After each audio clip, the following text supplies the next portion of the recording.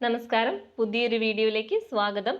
ഇന്ന് നമ്മൾ ഡിസ്കസ് ചെയ്യാൻ പോകുന്നത് കേരള PSC 2024 നടത്തിയിട്ടുള്ള പരീക്ഷകളിലെ കേരള ഹിസ്റ്ററി എന്ന ഭാഗത്തു നിന്നുള്ള ചോദ്യങ്ങളും അതിൻ്റെ ഉറവിടവുമാണ് ഇന്ന് ചർച്ച ചെയ്യുന്നത്. അപ്പോൾ ഇത് നിങ്ങൾക്ക് 100% ഉപകാരപ്പെടുന്ന ഒരു ക്ലാസ് ആയിരിക്കും. അതുകൊണ്ട് മാക്സിമം യൂട്ടിലൈസ് ചെയ്യാം. പിന്നെ ഇത് അത്യാവശ്യം എഫേർട്ട് എടുത്തിട്ടുള്ളൊരു വർക്കാണ്. അതുകൊണ്ട് തന്നെ എല്ലാവരും ഒന്ന് സപ്പോർട്ട് ചെയ്യാം. നിങ്ങൾ ചാനൽ ആദ്യമായിട്ട് കാണുകയാണെങ്കിൽ ചാനൽ ഒന്ന് സബ്സ്ക്രൈബ് ചെയ്യുക. നിങ്ങൾക്ക് ഇഷ്ടമാവുകയാണെങ്കിൽ ലൈക്ക് ചെയ്യാനും നിങ്ങളുടെ വിലയേറിയ അഭിപ്രായങ്ങളും നിർദ്ദേശങ്ങളും കമൻ്റായിട്ട് രേഖപ്പെടുത്താനും മറക്കരുത്. അപ്പം നമുക്ക് ഫസ്റ്റ് ക്വസ്റ്റ്യനിലേക്ക് പോകാം. ഓക്കെ, ഫസ്റ്റ് ക്വസ്റ്റ്യൻ എന്താണ്? ഗുരുവായൂർ സത്യാഗ്രഹവുമായി ബന്ധപ്പെട്ട തന്നിരിക്കുന്ന പ്രസ്താവനകളുടെ അടിസ്ഥാനത്തിൽ ശരിയായ ഉത്തരം കണ്ടെത്തുക. ഓക്കെ, ഈ ഒരു ക്വസ്റ്റ്യൻ ഇതിൻ്റെ ഒരു സോഴ്സ് എന്ന് പറയുന്നത് ഇതിൽ കൊടുത്തിരുന്ന സ്റ്റേറ്റ്മെന്റ് പലതും നമ്മുടെ ടെക്സ്റ്റ് ബുക്കിലൊന്നും കാണാത്ത സ്റ്റേറ്റ്മെന്റുകളാണ്. അതുകൊണ്ട് തന്നെ ഇതിന്റെ സോഴ്സ് എന്ന് പറയുന്നത് കേരള യൂണിവേഴ്സിറ്റിയുടെ കേരള ചരിത്രം പാഠഭാഗത്തിലെ ഗുരുവായൂർ സത്യാഗ്രഹം എന്ന ബന്ധപ്പെട്ട ടോപ്പിക്കിൽ നിന്ന് എടുത്തിട്ടുള്ള ഫാക്ട്സ് ആണ് അവർ ക്വസ്റ്റ്യൻ ആയിട്ട് ചോദിച്ചിട്ടുള്ളത്. അപ്പം നമുക്ക് ആ ഒരു ഫാക്ട്സ് ഒന്ന് നോക്കാം. ഓക്കെ, ഇതാണ് ആ ഫാക്ട്സ്. ഗുരുവായൂർ സത്യാഗ്രഹം അല്ലേ, നമുക്കറിയാം അല്ലേ എന്തിനു വേണ്ടിയിട്ടായിരുന്നു ഗുരുവായൂർ സത്യാഗ്രഹം നടന്നിട്ടുള്ളത്? എന്തിനു വേണ്ടിയിട്ടായിരുന്നു അല്ലേ? ഗുരുവായൂർ ക്ഷേത്രം എല്ലാ ഹിന്ദുക്കൾക്കും അതിലേക്ക് പ്രവേശനം കിട്ടാൻ വേണ്ടിയിട്ട് നടന്നിട്ടുള്ളൊരു സത്യാഗ്രഹമായിരുന്നു ഗുരുവായൂർ സത്യാഗ്രഹം എന്ന് പറയുന്നത് അല്ലേ. അയിത്തത്തിനെതിരെ നടന്നിട്ടുള്ളൊരു വലിയ സമരമായിരുന്നു. ഓക്കെ, അപ്പൊ എന്തിനു വേണ്ടിയിട്ടായിരുന്നു? ഇന്നത്തെ പോലെ എന്താണ് ഗുരുവായൂർ ക്ഷേത്രത്തിലല്ലേ എല്ലാ ഹിന്ദുക്കൾക്കും പ്രവേശനം ഉണ്ടായിരുന്നില്ലല്ലേ അന്നത്തെ കാലത്ത്. അപ്പൊ അതുകൊണ്ട് തന്നെ എന്താണ് ആ ഗുരുവായൂർ ക്ഷേത്രത്തില് എല്ലാ ഹിന്ദുക്കൾക്കും പ്രവേശനം കിട്ടാൻ വേണ്ടിയിട്ട് നമ്മുടെ കേരള പ്രദേശ് കോൺഗ്രസിന്റെ ആഭിമുഖ്യത്തിൽ നടത്തിയ ഒരു സത്യാഗ്രഹമാണ് ഗുരുവായൂർ സത്യാഗ്രഹം എന്ന് പറയുന്നത്. ഏതാണ് കാലഘട്ടം എന്ന് പറഞ്ഞാൽ 1931-32 കാലഘട്ടത്തിലാണ്. എന്നാണ് ഇത് ആരംഭിച്ചത്? 1931 നവംബർ 1-ാം തീയതിയാണ്. ഓർത്ത് വെക്കുക, എന്നാണ് 1931 നവംബർ 1-ാം തീയതി. ഇനി ഈ ഒരു സത്യാഗ്രഹ അല്ലെ ഗുരുവായൂർ സത്യാഗ്രഹ കമ്മിറ്റി പ്രസിഡന്റ് ആരാണെന്ന് ചോദിച്ചാൽ ആരാണ്? അത് മന്നത്ത് പത്മനാഭനാണ്. ആരാണ്? മന്നത്ത് പത്മനാഭനാണ് ഗുരുവായൂർ സത്യാഗ്രഹ കമ്മിറ്റി പ്രസിഡന്റ് എന്ന് പറയുന്നത്. എന്നാൽ അതിന്റെ സെക്രട്ടറി ആരാണെന്ന് ചോദിച്ചാൽ ആരാണ്? കെ കേളപ്പനാണ്. ഈ ഒരു ഗുരുവായൂർ സത്യാഗ്രഹത്തിന്റെ പ്രധാന നേതാവും ആരാണ്? കെ കേളപ്പനാണ്. ഓക്കെ, അപ്പൊ രണ്ട് പേര് കിട്ടിയില്ലേ? ആരാണ്? മന്നത്ത് പത്മനാഭൻ എന്ന് പറയുന്നത് ആരാണ്? ഗുരുവായൂർ സത്യാഗ്രഹ കമ്മിറ്റി പ്രസിഡന്റ് ആണ്. ഓക്കെ, അതിന്റെ സെക്രട്ടറിയാണ് കെ കേളപ്പൻ എന്ന് പറയുന്നത്. അതുപോലെ വേറൊരു വ്യക്തിയാണ് അല്ലെ ക്യാപ്റ്റൻ AKG എന്ന് പറയുന്നത്, അതായത് വോളണ്ടിയർ ക്യാപ്റ്റൻ എന്ന് പറയുന്നതാണ് AKG അഥവാ AK ഗോപാലൻ എന്ന് പറയുന്നത്. ഓക്കെ, അപ്പോൾ മന്നത്ത് പത്മനാഭൻ ആരാണ്? സത്യാഗ്രഹ കമ്മിറ്റി പ്രസിഡന്റ് ആണ്. കെ കേളപ്പൻ എന്ന് പറയുന്നത് സെക്രട്ടറി ആണ്. AKG ആരാണ്? വോളണ്ടിയർ ക്യാപ്റ്റൻ ആണ്. ഓക്കെ, അപ്പൊ സത്യാഗ്രഹം തുടർന്ന് പോയിക്കൊണ്ടിരിക്കുകയാണ്. ആ സമയത്തല്ലേ AKGക്ക് നേരെ കയ്യേറ്റ ശ്രമമൊക്കെ നടന്നിട്ടുണ്ട്. ഇതിലെന്താണ് ഈ ഒരു കയ്യേറ്റ ശ്രമത്തില് പ്രകോപിതരായിട്ടല്ലേ ഈ സമര അനുകൂലികൾ എന്ത് ചെയ്തു? ക്ഷേത്രത്തിലേക്ക് ബലം പ്രയോഗിച്ച് കടക്കാനൊക്കെ ശ്രമിക്കുകയുണ്ടായി അല്ലേ. അതേ തുടർന്ന് എന്ത് ചെയ്തു? ക്ഷേത്രം അല്ലെ ഗുരുവായൂർ ക്ഷേത്രം പൂജകളെല്ലാം നിർത്തി കുറച്ച് മാസത്തോളം അല്ലെ 1 മാസത്തോളം അതെന്ത് ചെയ്തു? അടച്ചിടുകയൊക്കെ ചെയ്തു. അങ്ങനെ എന്താണ് സത്യാഗ്രഹം വീണ്ടും ഇങ്ങനെ തുടർന്ന് പോയിക്കൊണ്ടിരിക്കുകയാണ് അല്ലെ. അങ്ങനെ നമ്മുടെ ഗാന്ധിജിയൊക്കെ ഇടപെട്ടിട്ട് അല്ലെ നമ്മുടെ കേളപ്പനോട്, അതായത് നമ്മുടെ സത്യാഗ്രഹ കമ്മിറ്റി സെക്രട്ടറി ആയ കേളപ്പനോട് എന്ത് പറഞ്ഞു? ഒരു അനിശ്ചിതകാല നിരാഹാര വ്രതം ആരംഭിക്കാനായിട്ട് പറഞ്ഞു. അതിന്റെ അടിസ്ഥാനത്തിലാണ് നമ്മുടെ കെ കേളപ്പൻ 1932 സെപ്റ്റംബർ 22-ാം തീയതി എന്ത് ചെയ്യുന്നു? ഒരു അനിശ്ചിതകാല നിരാഹാര വ്രതം ആരംഭിക്കുന്നത്. അപ്പോൾ ഓർക്കണം നിങ്ങൾ, ഇത് ആരംഭിക്കുന്നത് എപ്പോഴാണ്? അതായത് ഗുരുവായൂർ സത്യാഗ്രഹം ആരംഭിക്കുന്നത് 1931-ലാണ്. പക്ഷേ ഈ ഒരു അനിശ്ചിതകാല നിരാഹാര വ്രതം ആരംഭിക്കുന്നത് എന്നാന്ന് ചോദിച്ചാൽ എന്താണ്? 32 കേട്ടോ. അത് നിങ്ങൾ ശ്രദ്ധിക്കണം. 32 സെപ്റ്റംബർ 22 ഡേറ്റും മാസവും ഓർത്ത് വെക്കണം, ചോദിച്ചു. ഓക്കെ, ഇനി ഇത് അവസാനിക്കുന്ന എന്നാ നോക്കാം അല്ലെ. നമ്മുടെ ഗാന്ധിജിയുടെ ഉപദേശപ്രകാരം തന്നെ എന്ത് ചെയ്തു? ഈ ഒരു നിരാഹാരം അല്ലെ ഈ ഉപവാസം അവസാനിപ്പിക്കുന്നത് എന്നാണ്? ഒക്ടോബർ 2-ാം തീയതിയാണ് അല്ലെ. 1932 ഒക്ടോബർ 2-ാം തീയതി ആര്? കെ കേളപ്പൻ അവരുടെ ഉപവാസം അവസാനിപ്പിച്ചു. ക്ലിയർ അല്ലേ? ഇപ്പൊ 2 ഡേറ്റും ഓർത്ത് വെക്കാം. ഇനി എന്താണ് അല്ലെ, അപ്പൊ ഇതിലൊരു തീരുമാനമൊന്നും ആയില്ല. അങ്ങനെ എന്ത് ചെയ്തു?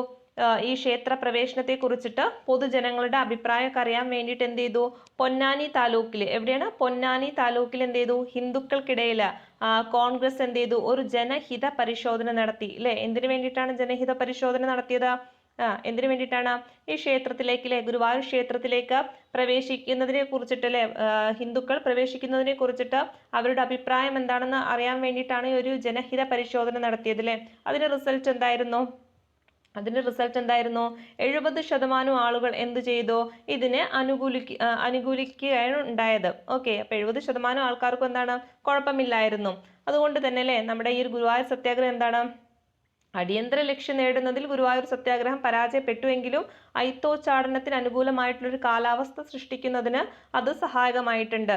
ഓക്കെ, ക്ലിയർ അല്ലേ? അതായത് അടിയന്തര ലക്ഷ്യം ഇത് പെട്ടെന്നൊന്ന് തീർന്ന ഒരു സത്യാഗ്രഹം ആയിരുന്നില്ല അല്ലേ. കാരണം എന്താ, 1931 തുടങ്ങിയിട്ട് ഇത് 32 ഒക്ടോബർ 2 ഇവിടെ അവസാനിക്കുന്നത്. ഓക്കെ, നിരാഹാര വ്രതമാണ് അവസാനിക്കുന്നത് ഒക്ടോബർ 2. ശേഷം എന്ത് ചെയ്യുന്നുണ്ട്, ജനഹിത പരിശോധനയും നടത്തുന്നുണ്ട് അല്ലെ. അപ്പൊ അത്രയും ഒരു നീണ്ട കാലയളവ് എന്തിനു വന്നിട്ടുണ്ട്, നമ്മുടെ ഗുരുവായൂർ സത്യാഗ്രഹത്തിന് വന്നിട്ടുണ്ട്. അതുകൊണ്ടാണ് ഇത് എന്ത് പറയുന്നത്, ഒരു അടിയന്തര ലക്ഷ്യം നേടുന്നതിൽ ഗുരുവായൂർ സത്യാഗ്രഹം പരാജയപ്പെട്ടുവെങ്കിലും അയിത്തോച്ചാടനത്തിന് അനുകൂലമായിട്ടുള്ള ഒരു കാലാവസ്ഥ സൃഷ്ടിക്കുന്നതിന് ഇത് സഹായകമായിട്ടുണ്ടെന്ന്. ഓക്കെ, അപ്പൊ ഇത്രയും കാര്യങ്ങളാണ് നമ്മുടെ ഗുരുവായൂർ സത്യാഗ്രഹവുമായി ബന്ധപ്പെട്ട് പറയുന്നത്. ഇനി നമുക്ക് ആ ക്വസ്റ്റ്യൻ ഒന്ന് നോക്കാം. ഓക്കെ, എന്താണ് ഇതിൽ ശരിയായ ഉത്തരം കണ്ടെത്താനാണ് പറഞ്ഞിട്ടുള്ളത് അല്ലേ. അപ്പൊ നോക്കാം, ഫസ്റ്റ് സ്റ്റേറ്റ്മെന്റ് എന്താ? ഫസ്റ്റ് സ്റ്റേറ്റ്മെന്റ് പറയുന്നു, മന്നത്ത് പത്മനാഭൻ അധ്യക്ഷനും കെ കേളപ്പൻ സെക്രട്ടറിയുമായി ഒരു സത്യാഗ്രഹ കമ്മിറ്റി രൂപീകരിച്ചു. നമ്മൾ പറഞ്ഞുല്ലേ, ഈ ഗുരുവായൂർ സത്യാഗ്രഹ കമ്മിറ്റി പ്രസിഡന്റ് ആണ് മന്നത്ത് എന്ന് പറഞ്ഞുല്ലേ. അതുപോലെ അതിന്റെ സെക്രട്ടറിയാണ് ആര്, കെ കേളപ്പൻ എന്ന് പറഞ്ഞു അല്ലെ. അപ്പൊ ഈ ഒരു ഫസ്റ്റ് സ്റ്റേറ്റ്മെന്റ് എന്താണ്, ശരിയാണ്. രണ്ടാമത്തെ എന്താ, ഗാന്ധിജിയുടെ അനുവാദത്തോടെ കെ കേളപ്പൻ 1932 സെപ്റ്റംബർ 22 ക്ഷേത്രനടയിൽ ഉപവാസം ആരംഭിച്ചു. അങ്ങനെ പറഞ്ഞിട്ടുണ്ടോ? ഉണ്ടല്ലേ, നമ്മൾ പറഞ്ഞുല്ലേ, 31 കഴിഞ്ഞ് 32 സെപ്റ്റംബർ 22 ആര്, കെ കേളപ്പൻ എന്ത് ചെയ്യുന്നുണ്ട്, അവിടെ ഒരു അനിശ്ചിതകാല ഉപവാസം ആരംഭിക്കുന്നുണ്ട്. ആരുടെ അനുവാദത്തോട് കൂടിയിട്ടാണ്, നമ്മുടെ ഗാന്ധിജിയുടെ അല്ലേ. അപ്പൊ ഈ ഒരു സ്റ്റേറ്റ്മെന്റും ശരിയാണ്. മൂന്നാമത്തെ സ്റ്റേറ്റ്മെന്റ് നോക്കൂ, ഗാന്ധിജിയുടെ നിർദ്ദേശപ്രകാരം 1932 ഒക്ടോബർ 2 കേളപ്പൻ ഉപവാസം അവസാനിപ്പിച്ചു അല്ലെ. ശരിയല്ലേ, ഒക്ടോബർ 2 ഈ ഒരു ഉപവാസം അവസാനിപ്പിക്കുന്നത്. അപ്പൊ ഇതും ശരിയാണ്. ലാസ്റ്റ് സ്റ്റേറ്റ്മെന്റ് എന്താണ്, പയ്യന്നൂരിൽ നിന്ന് ഗുരുവായൂരിലേക്ക് കേളപ്പന്റെ നേതൃത്വത്തിൽ ഒരു കാൽനട സമര പ്രചാരണ ജാഥ പുറപ്പെട്ടു അല്ലെ. അങ്ങനെ ഒരു കാര്യം എവിടെയും പറയുന്നില്ല. അത് എന്താണ്, ഈ ഒരു സ്റ്റേറ്റ്മെന്റ് തെറ്റാണ്. അപ്പൊ ഇതിൽ ശരിയായിട്ടുള്ളത് ഏതൊക്കെയാണ്, 1, 2, 3 അല്ലെ. അപ്പൊ ഓപ്ഷൻ ബി 1, 2, 3 ഇതാണ് ശരിയായിട്ടുള്ളത്. കിട്ടിയില്ലേ? നമുക്ക് അടുത്ത ക്വസ്റ്റ്യൻ നോക്കാം. അടുത്ത ക്വസ്റ്റ്യൻ, ബ്രിട്ടീഷുകാർക്കെതിരായ ചെറുത്തുനിൽപ്പിന് പഴശ്ശിരാജ നേതൃത്വം നൽകിയ സ്ഥലം ഏതാണ്? സ്ഥലം അല്ലെ, എല്ലാവർക്കും അറിയാം അല്ലെ, മലബാർ ആണ് അല്ലെ. അപ്പൊ ബ്രിട്ടീഷുകാർക്കെതിരെ ചെറുത്തുനിൽപ്പിന് പഴശ്ശിരാജ നേതൃത്വം നൽകിയ സ്ഥലം ഏതാണെന്ന് ചോദിച്ചാൽ ഏതാണ്? മലബാർ ആണ്. അപ്പൊ നമുക്കറിയാം എപ്പോഴും ചോദിക്കുന്ന ഒരു ക്വസ്റ്റ്യൻ, ചോദിക്കുന്ന ഒരു മേഖലയാണ് പഴശ്ശി കലാപം എന്ന് പറയുന്നത്. നമുക്കതൊന്ന് ഡിസ്കസ് ചെയ്യാം. ഓക്കെ, പഴശ്ശി കലാപം അല്ലെ. നമുക്കറിയാമല്ലേ, ഈ കലാപത്തിന്റെ വീരപുരുഷൻ എന്നറിയപ്പെടുന്നത് ആരാണ്? കേരളവർമ്മ പഴശ്ശിരാജയാണ് അല്ലെ. ആരാണ് ഈ പഴശ്ശി കലാപത്തിന്റെ വീരപുരുഷൻ എന്നൊക്കെ അറിയപ്പെടുന്നത് ആരാണ്? കേരളവർമ്മ പഴശ്ശിരാജയാണ്. ഇനി ഈ ഒരു പഴശ്ശി കലാപം എന്ന് പറയുന്നത് 2 ഘട്ടങ്ങളിലായിട്ടാണ് നടന്നിട്ടുള്ളത് അല്ലെ. ഏതൊക്കെയാണ് ആ ഘട്ടങ്ങൾ? ഫസ്റ്റ് ഘട്ടമാണ് 1793 മുതൽ 97 വരെ. അതുപോലെ രണ്ടാമത്തെ ഘട്ടം എന്ന് പറയുന്നത് 1800 to 805 അപ്പൊ ഫസ്റ്റ് ഘട്ടം 1793 to 97 അതുപോലെ രണ്ടാം ഘട്ടം 1800 to 1805. ഇങ്ങനെ 2 ഘട്ടങ്ങളിലാണ് ഈ ഒരു പഴശ്ശി കലാപം നടക്കുന്നത്. ഓക്കെ, ഇനി ഈ ഫസ്റ്റ് ഘട്ടമായ 1793 അല്ലെ, അന്ന് ഈ ഒരു കലാപം ഉണ്ടാകാനുള്ള പ്രധാന കാരണം എന്തായിരുന്നു പ്രധാന കാരണം? നമുക്കറിയാം അല്ലെ, 1793 തൊട്ട് മുമ്പുള്ള വർഷമാണ് 1792. അന്നൊരു പ്രധാന ഒരു ഉടമ്പടി ഉണ്ടായിട്ടുണ്ട് അല്ലെ. എന്താണത്? അതാണല്ലേ ശ്രീരംഗപട്ടണം ഉടമ്പടി എന്ന് പറയുന്നത്. ഏതാണ്? ശ്രീരംഗപട്ടണ ഉടമ്പടി എന്ന് പറയുന്നത് ഏതാണ് വർഷം? 1792. എന്താണ് ഇതിന്റെ പ്രത്യേകത? എന്താണ് ശ്രീരംഗപട്ടണ ഉടമ്പടി എന്ന് പറഞ്ഞാൽ? നമുക്കറിയാലേ, ടിപ്പുവിന്റെ കയ്യിലായിരുന്ന മലബാറിലെ അത് ആരുടെ കയ്യിലായി മാറി? ബ്രിട്ടീഷ് ആധിപത്യത്തിന് കീഴിലായി മാറിയില്ലേ. ഈ ഒരു ഉടമ്പടിയാണ് ശ്രീരംഗപട്ടണ ഉടമ്പടി എന്ന് പറയുന്നത് അല്ലേ. അപ്പൊ മലബാർ പൂർണ്ണമായിട്ടും ബ്രിട്ടീഷ് ആധിപത്യത്തിന് കീഴിലായ ഉടമ്പടി ഏതാണെന്ന് ചോദിച്ചാൽ ഏതാണ്? ഈ ശ്രീരംഗപട്ടണം ഉടമ്പടിയാണ്.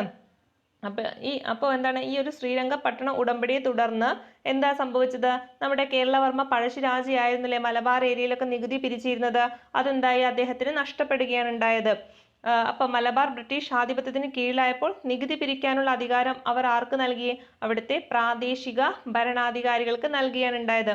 അപ്പൊ ഇതില് പ്രകോപിതനായിട്ടാണ് നമ്മുടെ പഴശ്ശിരാജ ഈ ഒരു കലാപം ഉണ്ടാക്കാനുള്ള പ്രധാന കാരണം. ഓക്കെ, ഇനി അദ്ദേഹത്തെ കുറിച്ച് പറയുകയാണെങ്കിൽ അദ്ദേഹത്തിന്റെ സൈന്യം എന്ന് പറയുന്നതല്ലേ, അദ്ദേഹത്തെ സപ്പോർട്ട് ചെയ്തിട്ട് ആരൊക്കെ ഉണ്ടായിരുന്നു? നായർ സമുദായങ്ങൾ ഉണ്ടായിരുന്നു. അതായത് നമ്മുടെ കേരളവർമ്മ പഴശ്ശിരാജയെ സപ്പോർട്ട് ചെയ്തിട്ട് അല്ലെങ്കിൽ അദ്ദേഹത്തിന്റെ പടയാളികൾ എന്ന് പറയുന്നത് ആരൊക്കെയായിരുന്നു? നായർ സമുദായങ്ങൾ ഉണ്ടായിരുന്നു, മാപ്പിളമാരുണ്ടായിരുന്നു, അതുപോലെ ഗോത്ര ജനത എന്നിവരടങ്ങിയതായിരുന്നു നമ്മുടെ പഴശ്ശിയുടെ പട്ടാളം എന്ന് പറയുന്നത്. അതും കൂടാതെ എന്ത് ചെയ്തു? നമ്മുടെ പഴശ്ശി മൈസൂരിന്റെ സഹായം കൂടി തേടില്ലേ, എന്തിനു വേണ്ടിയിട്ട്? ഇംഗ്ലീഷുകാരെ വയനാട്ടിൽ നിന്ന് പുറത്താക്കാനായിട്ട്. അവസാനം എന്ത് സംഭവിച്ചു? ബ്രിട്ടീഷ് സൈന്യത്തിലെ ഇത്രയും ഈ പഴശ്ശിയുടെ ഈ ഒരു സൈനിക ബലം കണ്ടിട്ടല്ലേ നമ്മുടെ ഇംഗ്ലീഷുകാർക്ക് എന്ത് ചെയ്യാൻ പറ്റിയില്ല, ഇവരെ പോരാടാൻ കഴിഞ്ഞില്ല. അവരെന്ത് ചെയ്തു? ഇവിടെ നിന്ന് വയനാട്ടിൽ നിന്ന് പിന്മാറി പോവുകയാണ് ചെയ്തത്. ഏതാ വർഷം? 1797 അപ്പോൾ 1793 തുടങ്ങിയ കലാപം 97 എന്ത് ചെയ്തു? അവസാനിക്കുകയാണ് ചെയ്തത് അല്ലെ. വീണ്ടും വന്നു 1800 അല്ലെ. കുറച്ചും കൂടി അവർ പ്ലാൻ ചെയ്തിട്ടില്ലേ എങ്ങനെയെങ്കിലും എന്ത് ചെയ്തു? നമ്മുടെ പഴശ്ശിരാജയെ തോൽപ്പിക്കാൻ വേണ്ടിയിട്ട് എന്ത് ചെയ്തു? അവർ കുറച്ചും കൂടി പ്ലാൻ ചെയ്തിട്ട് വന്നു അല്ലേ. അന്ന് ആരാണെന്നല്ലേ? നമ്മുടെ കേണൽ വെല്ലസ്ലി ആണ് അല്ലെ. ആ സമയത്ത് കേണൽ വെല്ലസ്ലി എന്ത് ചെയ്തു? കലാപകാരികളെ വയനാട്ടിൽ മാത്രമായിട്ട് ഒതുക്കി നിർത്താനുള്ള ആസൂത്രണം നടത്തിയില്ലേ.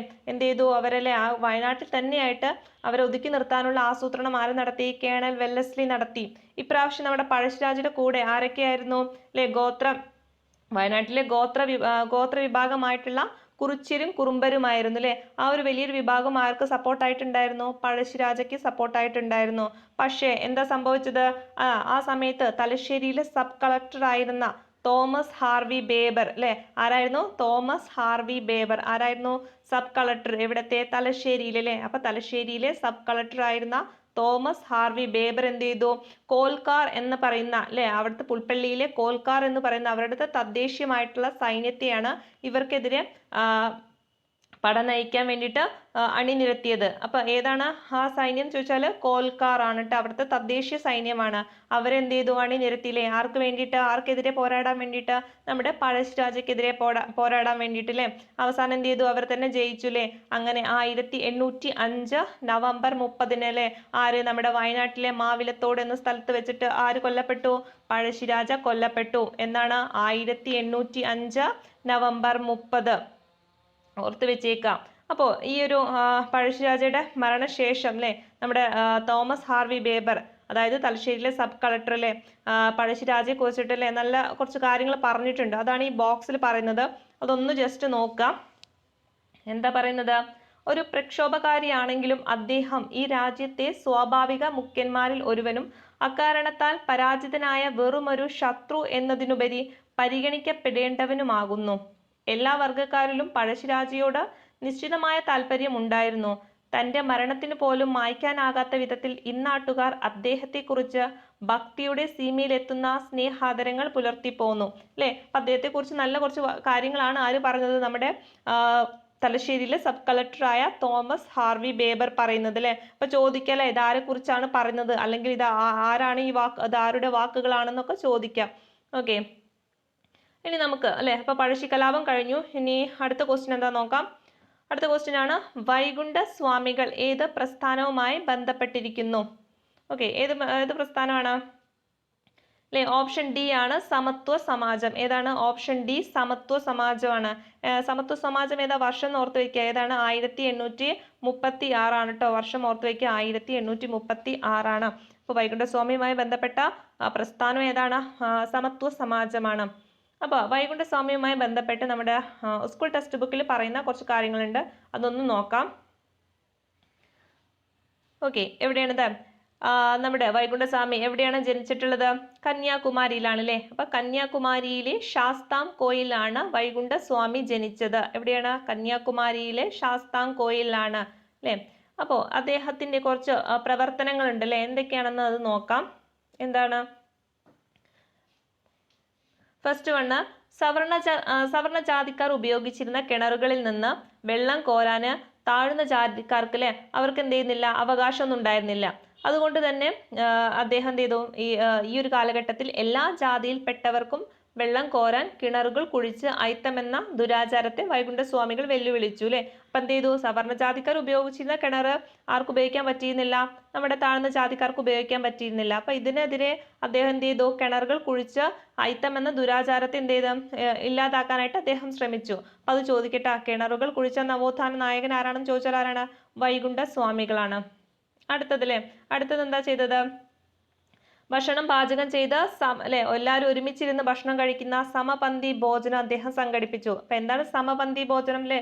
സമപന്തി ഭോജനം അല്ലെ, ഒരേ പന്തിയിൽ ഇരുന്നിട്ട് ഒരുമിച്ചിരുന്നിട്ട് ഭക്ഷണം കഴിക്കുക. അതായത് അവർണ സവർണ വ്യത്യാസമില്ലാതെ അല്ലെ ഒരുമിച്ചിരുന്ന് ഭക്ഷണം കഴിക്കാൻ അന്നത്തെ കാലത്ത് പറ്റിയിരുന്നില്ല. അപ്പൊ അതിനെതിരെ അദ്ദേഹം എന്ത് ചെയ്തു, അങ്ങനെ ഒരു സമപന്തി ഭോജനം സംഘടിപ്പിച്ചു. അപ്പൊ എന്തൊക്കെയാണ് പറഞ്ഞ? ഒന്ന്, കിണറുകളിലെ എല്ലാവർക്കും വേണ്ടിയിട്ട് കിണറുകൾ കുഴിച്ചു. അതുപോലെ സമപന്തി ഭോജനം നടത്തി. അടുത്തൊരു പ്രവർത്തനമാണ് മേൽമുണ്ട് ധരിക്കൽ നിരോധനത്തിനെതിരെ ശബ്ദമുയർത്തിയിട്ടുണ്ട് അല്ലെ. മേൽമുണ്ട് ധരിക്കൽ നിരോധനത്തിനെതിരെ ശബ്ദമുയർത്തിയ നവോത്ഥാന നായകനാണ് വൈകുണ്ഠസ്വാമികൾ. അതുപോലെ തന്നെയാണ് ക്ഷേത്രപ്രവേശന നിരോധനത്തിനെതിരെയും അദ്ദേഹം പൊരുതിയിട്ടുണ്ട്. കൂടാതെ അദ്ദേഹത്തിന്റെ പ്രധാന ഒരു സംഘടനയാണ് എന്താ? സമത്വ സമാജം. നമ്മളിപ്പോ പറഞ്ഞു അല്ലെ, സമത്വ സമാജം ആരുടേതാണ്? വൈകുണ്ഠസ്വാമികൾ. വർഷം ഓർത്തു വെച്ചേക്ക, 1836. അതുപോലെ തന്നെ അല്ലെ തിരുവിതാംകൂറിൽ അവർണ വിഭാഗത്തിൽപ്പെട്ട ചാന സ്ത്രീകൾക്ക് മുട്ടിന് താഴെ എത്തും വിധം മുണ്ടെടുക്കാനും മേൽമുണ്ട് ധരിക്കാനുള്ള അവകാശത്തിന് വേണ്ടി നടന്ന ഒരു ലഹളയാണ് അല്ലെ ചാനാർ ലഹള എന്ന് പറയുന്നത്. അത് എന്താണ്? ഈ വൈകുണ്ഠസ്വാമികളുടെ പ്രവർത്തനങ്ങൾക്ക് പ്രചോദനമായിട്ടുണ്ട്. ഓക്കെ. അപ്പൊ ഈ ഒരു ചാനാർ ലഹളയുമായി ബന്ധപ്പെട്ട നവോത്ഥാന നായകൻ ആരാണെന്ന് ചോദിച്ചാലും ആരാണ്? വൈകുണ്ഠസ്വാമികളാണ്. അതുപോലെ തന്നെ അദ്ദേഹത്തിന്റെ ഒരു നിലപാടാണ് വേല ചെയ്താൽ കൂലി കിട്ടണം. ഏതാണ്? അപ്പൊ വേല ചെയ്താൽ കൂലി കിട്ടണം അല്ലെ, ആരുമായി ബന്ധപ്പെട്ടിരിക്കുന്നു? വൈകുണ്ഠസ്വാമികളാണ്. അതുപോലെ തന്നെയാണ് വെണ്ണീച ഭരണം അല്ലെ. ആരുടെ ഭരണത്തെയാണ് പറഞ്ഞത്? ബ്രിട്ടീഷ് ഭരണത്തോടുള്ള എതിർപ്പ്. വെണ്ണീച ഭരണം എന്ന് പറഞ്ഞ നവോത്ഥാന നായകനാണ് വൈകുണ്ഠസ്വാമികൾ അല്ലെ. ഒക്കെ ഒരു വാവായിട്ടൊരു കണക്ഷൻ ആണ് അല്ലെ. ഒന്ന് വേല ചെയ്താൽ കൂലി കിട്ടണം, ഒന്ന് വെണ്ണീച ഭരണം അല്ലെ. അങ്ങനെയൊക്കെ കണക്ട് ചെയ്ത് പഠിക്കുക വൈകുണ്ഠസ്വാമികൾ അല്ലെ. ഇപ്പൊ ഒരു വാവ കണക്ഷൻ ഉണ്ട്. കൂടാതെ വേറെ എന്തൊക്കെയുണ്ട്? സമത്വ സമാജം ഉണ്ട്, സമപന്തി ഭോജനം ഉണ്ട്, പിന്നെ ചാനാർ ലഹളയുമായി ബന്ധപ്പെട്ടൊരു നവോത്ഥാന നായകനും കൂടിയാണ് അദ്ദേഹം. അപ്പൊ അതൊക്കെ എന്ത് ചെയ്യുക, നിങ്ങൾ ഓർത്ത് വെക്കാം. ഇത്രയാണ് നമ്മുടെ വൈകുണ്ഠസ്വാമികളെ കുറിച്ച് പറയുന്നത്. ഇനി അടുത്ത ക്വസ്റ്റ്യൻ നോക്കാം. അടുത്ത ക്വസ്റ്റ്യൻ, വൈക്കം സത്യാഗ്രഹത്തിന് അനുഭാവം പ്രകടിപ്പിച്ച സവർണ ജാഥ സംഘടിപ്പിച്ച നേതാവ് ആര്? ഓക്കെ, എന്താണ് ക്വസ്റ്റ്യൻ? വൈക്കം സത്യാഗ്രഹത്തിന് അനുഭാവം പ്രകടിപ്പിച്ച സവർണ ജാഥ സംഘടിപ്പിച്ച നേതാവ് ആരാണ് അല്ലെ? ഓപ്ഷൻ ബി ആണ്, മന്നത്ത് പത്മനാഭനാണ്. ഓക്കെ. അപ്പൊ ഇത് വൈക്കം സത്യാഗ്രഹവുമായി ബന്ധപ്പെട്ട ടെക്സ്റ്റ് ബുക്കിലുള്ള കാര്യങ്ങൾ നോക്കാം. ഓക്കെ. അപ്പൊ വൈക്കം സത്യാഗ്രഹം അല്ലെ ഏതാ കാലഘട്ടം എല്ലാവർക്കും അറിയുമെന്ന് വിചാരിക്കുന്നു അല്ലെ. ഏതാണ്? 1924 അല്ലെ. നമ്മുടെ ഗുരുവായൂർ സത്യാഗ്രഹം പോലെ തന്നെ 31, 32 ആണെങ്കിൽ ഇത് 24, 25 കാലഘട്ടത്തിലാണ് നടക്കുന്നത് വൈക്കം സത്യാഗ്രഹം. അപ്പൊ എന്നാ ആരംഭിക്കുന്നത് എന്ന് ചോദിച്ചാൽ 1924. ഇതും എന്തിനെതിരെയായിരുന്നു? ഇതും എന്തിനാണ് അല്ലെ? അയിത്തോച്ചാടന ഒരു പ്രസ്ഥാനമായിരുന്നു വൈക്കം സത്യാഗ്രഹം എന്ന് പറയുന്നത് അല്ലെ. നമ്മുടെ ഗുരുവായൂർ സത്യാഗ്രഹം ക്ഷേത്രത്തിനകത്തേക്കുള്ള പ്രവേശനത്തിന് വേണ്ടിയിട്ടാണെങ്കിൽ ഈ വൈക്കം സത്യാഗ്രഹം എന്ന് പറയുന്നതിലെ ഇത് അതിനേക്കാൾ മുന്നേ നടന്ന ഒരു സത്യാഗ്രഹമാണ്. അതുകൊണ്ട് തന്നെ നമുക്ക് ക്ഷേത്രത്തിന് അകത്തേക്കായിരുന്നില്ല, എന്താണ്, ക്ഷേത്രത്തിന് ചുറ്റുമുള്ള റോഡിലൂടെ അവർണ ഹിന്ദുക്കൾക്ക് സഞ്ചാര സ്വാതന്ത്ര്യം കിട്ടാൻ വേണ്ടിയിട്ടുള്ളതായിരുന്നു. അപ്പൊ എന്തിനു വേണ്ടിയിട്ടായിരുന്നു? വൈക്കം ക്ഷേത്രത്തിനുള്ളിലേക്കല്ല കേട്ടോ, അത് നിങ്ങൾ തെറ്റിദ്ധരിക്കരുത്. എന്തിനു വേണ്ടിയിട്ടായിരുന്നു? ക്ഷേത്രത്തിന് ചുറ്റുമുള്ള റോഡിലൂടെ അല്ലെ, ആ റോഡിലൂടെ പോലും ഈ അവർണ ഹിന്ദുക്കൾക്ക് എന്ത് ചെയ്യുന്നില്ല? പ്രവേശനം ഉണ്ടായിരുന്നില്ല. അപ്പൊ അതിലൂടെ പോകാൻ വേണ്ടിയിട്ടുള്ള സഞ്ചാര സ്വാതന്ത്ര്യത്തിന് വേണ്ടിയിട്ട് ഉള്ളൊരു സമരമായിരുന്നു വൈക്കം സത്യാഗ്രഹം എന്ന് പറയുന്നത്. ക്ലിയർ അല്ലേ? അപ്പൊ എന്നാണ് നടക്കുന്നത്? 1924. ഇനി ഇതിന്റെ പ്രധാന നേതാക്കൾ ആരൊക്കെയാണെന്ന് നോക്കാം. ആരൊക്കെയാണ് അല്ലെ? ഇതിന്റെ പ്രധാന നേതാവാണ് ടി.കെ. മാധവൻ എന്ന് പറയുന്നത്. ആരാണ്? ടി.കെ. മാധവൻ അല്ലെ. വൈക്കം സത്യാഗ്രഹത്തിന്റെ പ്രധാന നേതാവാണ് ടി.കെ. മാധവൻ എന്ന് പറയുന്നത്. മറ്റുള്ള ആൾക്കാരെ ഒന്ന് പറയാം. അതിനു മുന്നേ നമ്മുടെ ഗുരുവായൂർ സത്യാഗ്രഹത്തിന്റെ നേതാക്കളായ മന്നത്ത് പത്മനാഭനും അതുപോലെ കെ കേളപ്പനും എവിടെയുണ്ട്? വൈക്കം സത്യാഗ്രഹത്തിലുണ്ട്. നിങ്ങൾ അങ്ങനെ കണക്ട് ചെയ്ത് വയ്ക്കുക. അതായത് ഗുരുവായൂർ സത്യാഗ്രഹത്തിലെ പ്രധാന ആൾക്കാരായ മന്നത്ത് പത്മനാഭനും കെ കേളപ്പനും എവിടെയുണ്ട്? വൈക്കം സത്യാഗ്രഹത്തിലുണ്ട്. കൂടാതെ ഇതിന്റെ മെയിൻ ആളായ ടി.കെ. മാധവൻ. പിന്നെ മറ്റുള്ളവർ ആരൊക്കെ നോക്കാം. ആരൊക്കെയാണ്? കെ.പി. കേശവമേനോൻ, ചങ്ങാശ്ശേരി പരമേശ്വരൻ പിള്ള, സി.വി. കുഞ്ഞിരാമൻ എന്നിവരാണ് മറ്റു നേതാക്കൾ. അപ്പൊ ആരൊക്കെയാണെന്ന് പറഞ്ഞു. ഒന്നിലെ മെയിൻ ആയിട്ടുള്ള ആള് ടി.കെ. മാധവൻ, പിന്നെ നമ്മുടെ ഗുരുവായൂർ സത്യാഗ്രഹത്തിലെ ആൾക്കാരായ മന്നത്ത് പത്മനാഭനും കെ കേളപ്പനും. പിന്നെ അഡീഷൻ വന്ന ആൾക്കാർ ആരൊക്കെയാണ്? കെ.പി. കേശവമേനോൻ, പരമേശ്വരൻ പിള്ള, സി.വി. കുഞ്ഞിരാമൻ. ഇതൊന്ന് പഠിച്ചു വെച്ചേക്കട്ടെ. ചിലപ്പം ഒരു ഡിഗ്രി ലെവൽ ക്വസ്റ്റ്യൻസിലൊക്കെ ചോദിക്കാൻ പറ്റുന്ന നല്ല ക്വസ്റ്റ്യൻസ് ആണ്, ചോദിച്ചേക്കാം. ഓക്കെ, അപ്പൊ നിങ്ങൾ എന്ത് ചെയ്യാം? പേര് ഓർത്ത് വെക്കാം. ഓക്കെ, അപ്പൊ ഇവരാണ് ഇതിന്റെ പ്രധാന നേതാക്കൾ എന്ന് പറയുന്നത്. പിന്നെ കൂടാതെ നമ്മുടെ ഈ ഒരു സമരത്തിന് പിന്തുണയേകി സവർണ ഹിന്ദുക്കൾ മന്നത്തു പത്മനാഭന്റെ നേതൃത്വത്തിൽ സംഘടിപ്പിച്ച സവർണ ജാഥ അല്ലെ. അപ്പൊ സവർണ ജാഥ സംഘടിപ്പിച്ചത് ആരാണ്? മന്നത്തു പത്മനാഭൻ അല്ലെ. ഏതുമായി ബന്ധപ്പെട്ടതാണ്? വൈക്കം സത്യാഗ്രഹവുമായി ബന്ധപ്പെട്ടതാണ്. ഓക്കെ, അപ്പൊ ഈ ഒരു സവർണ ജാഥ തിരുവനന്തപുരത്ത് ചെന്നിട്ട് ആരെയാണ് സന്ദർശിച്ചത്?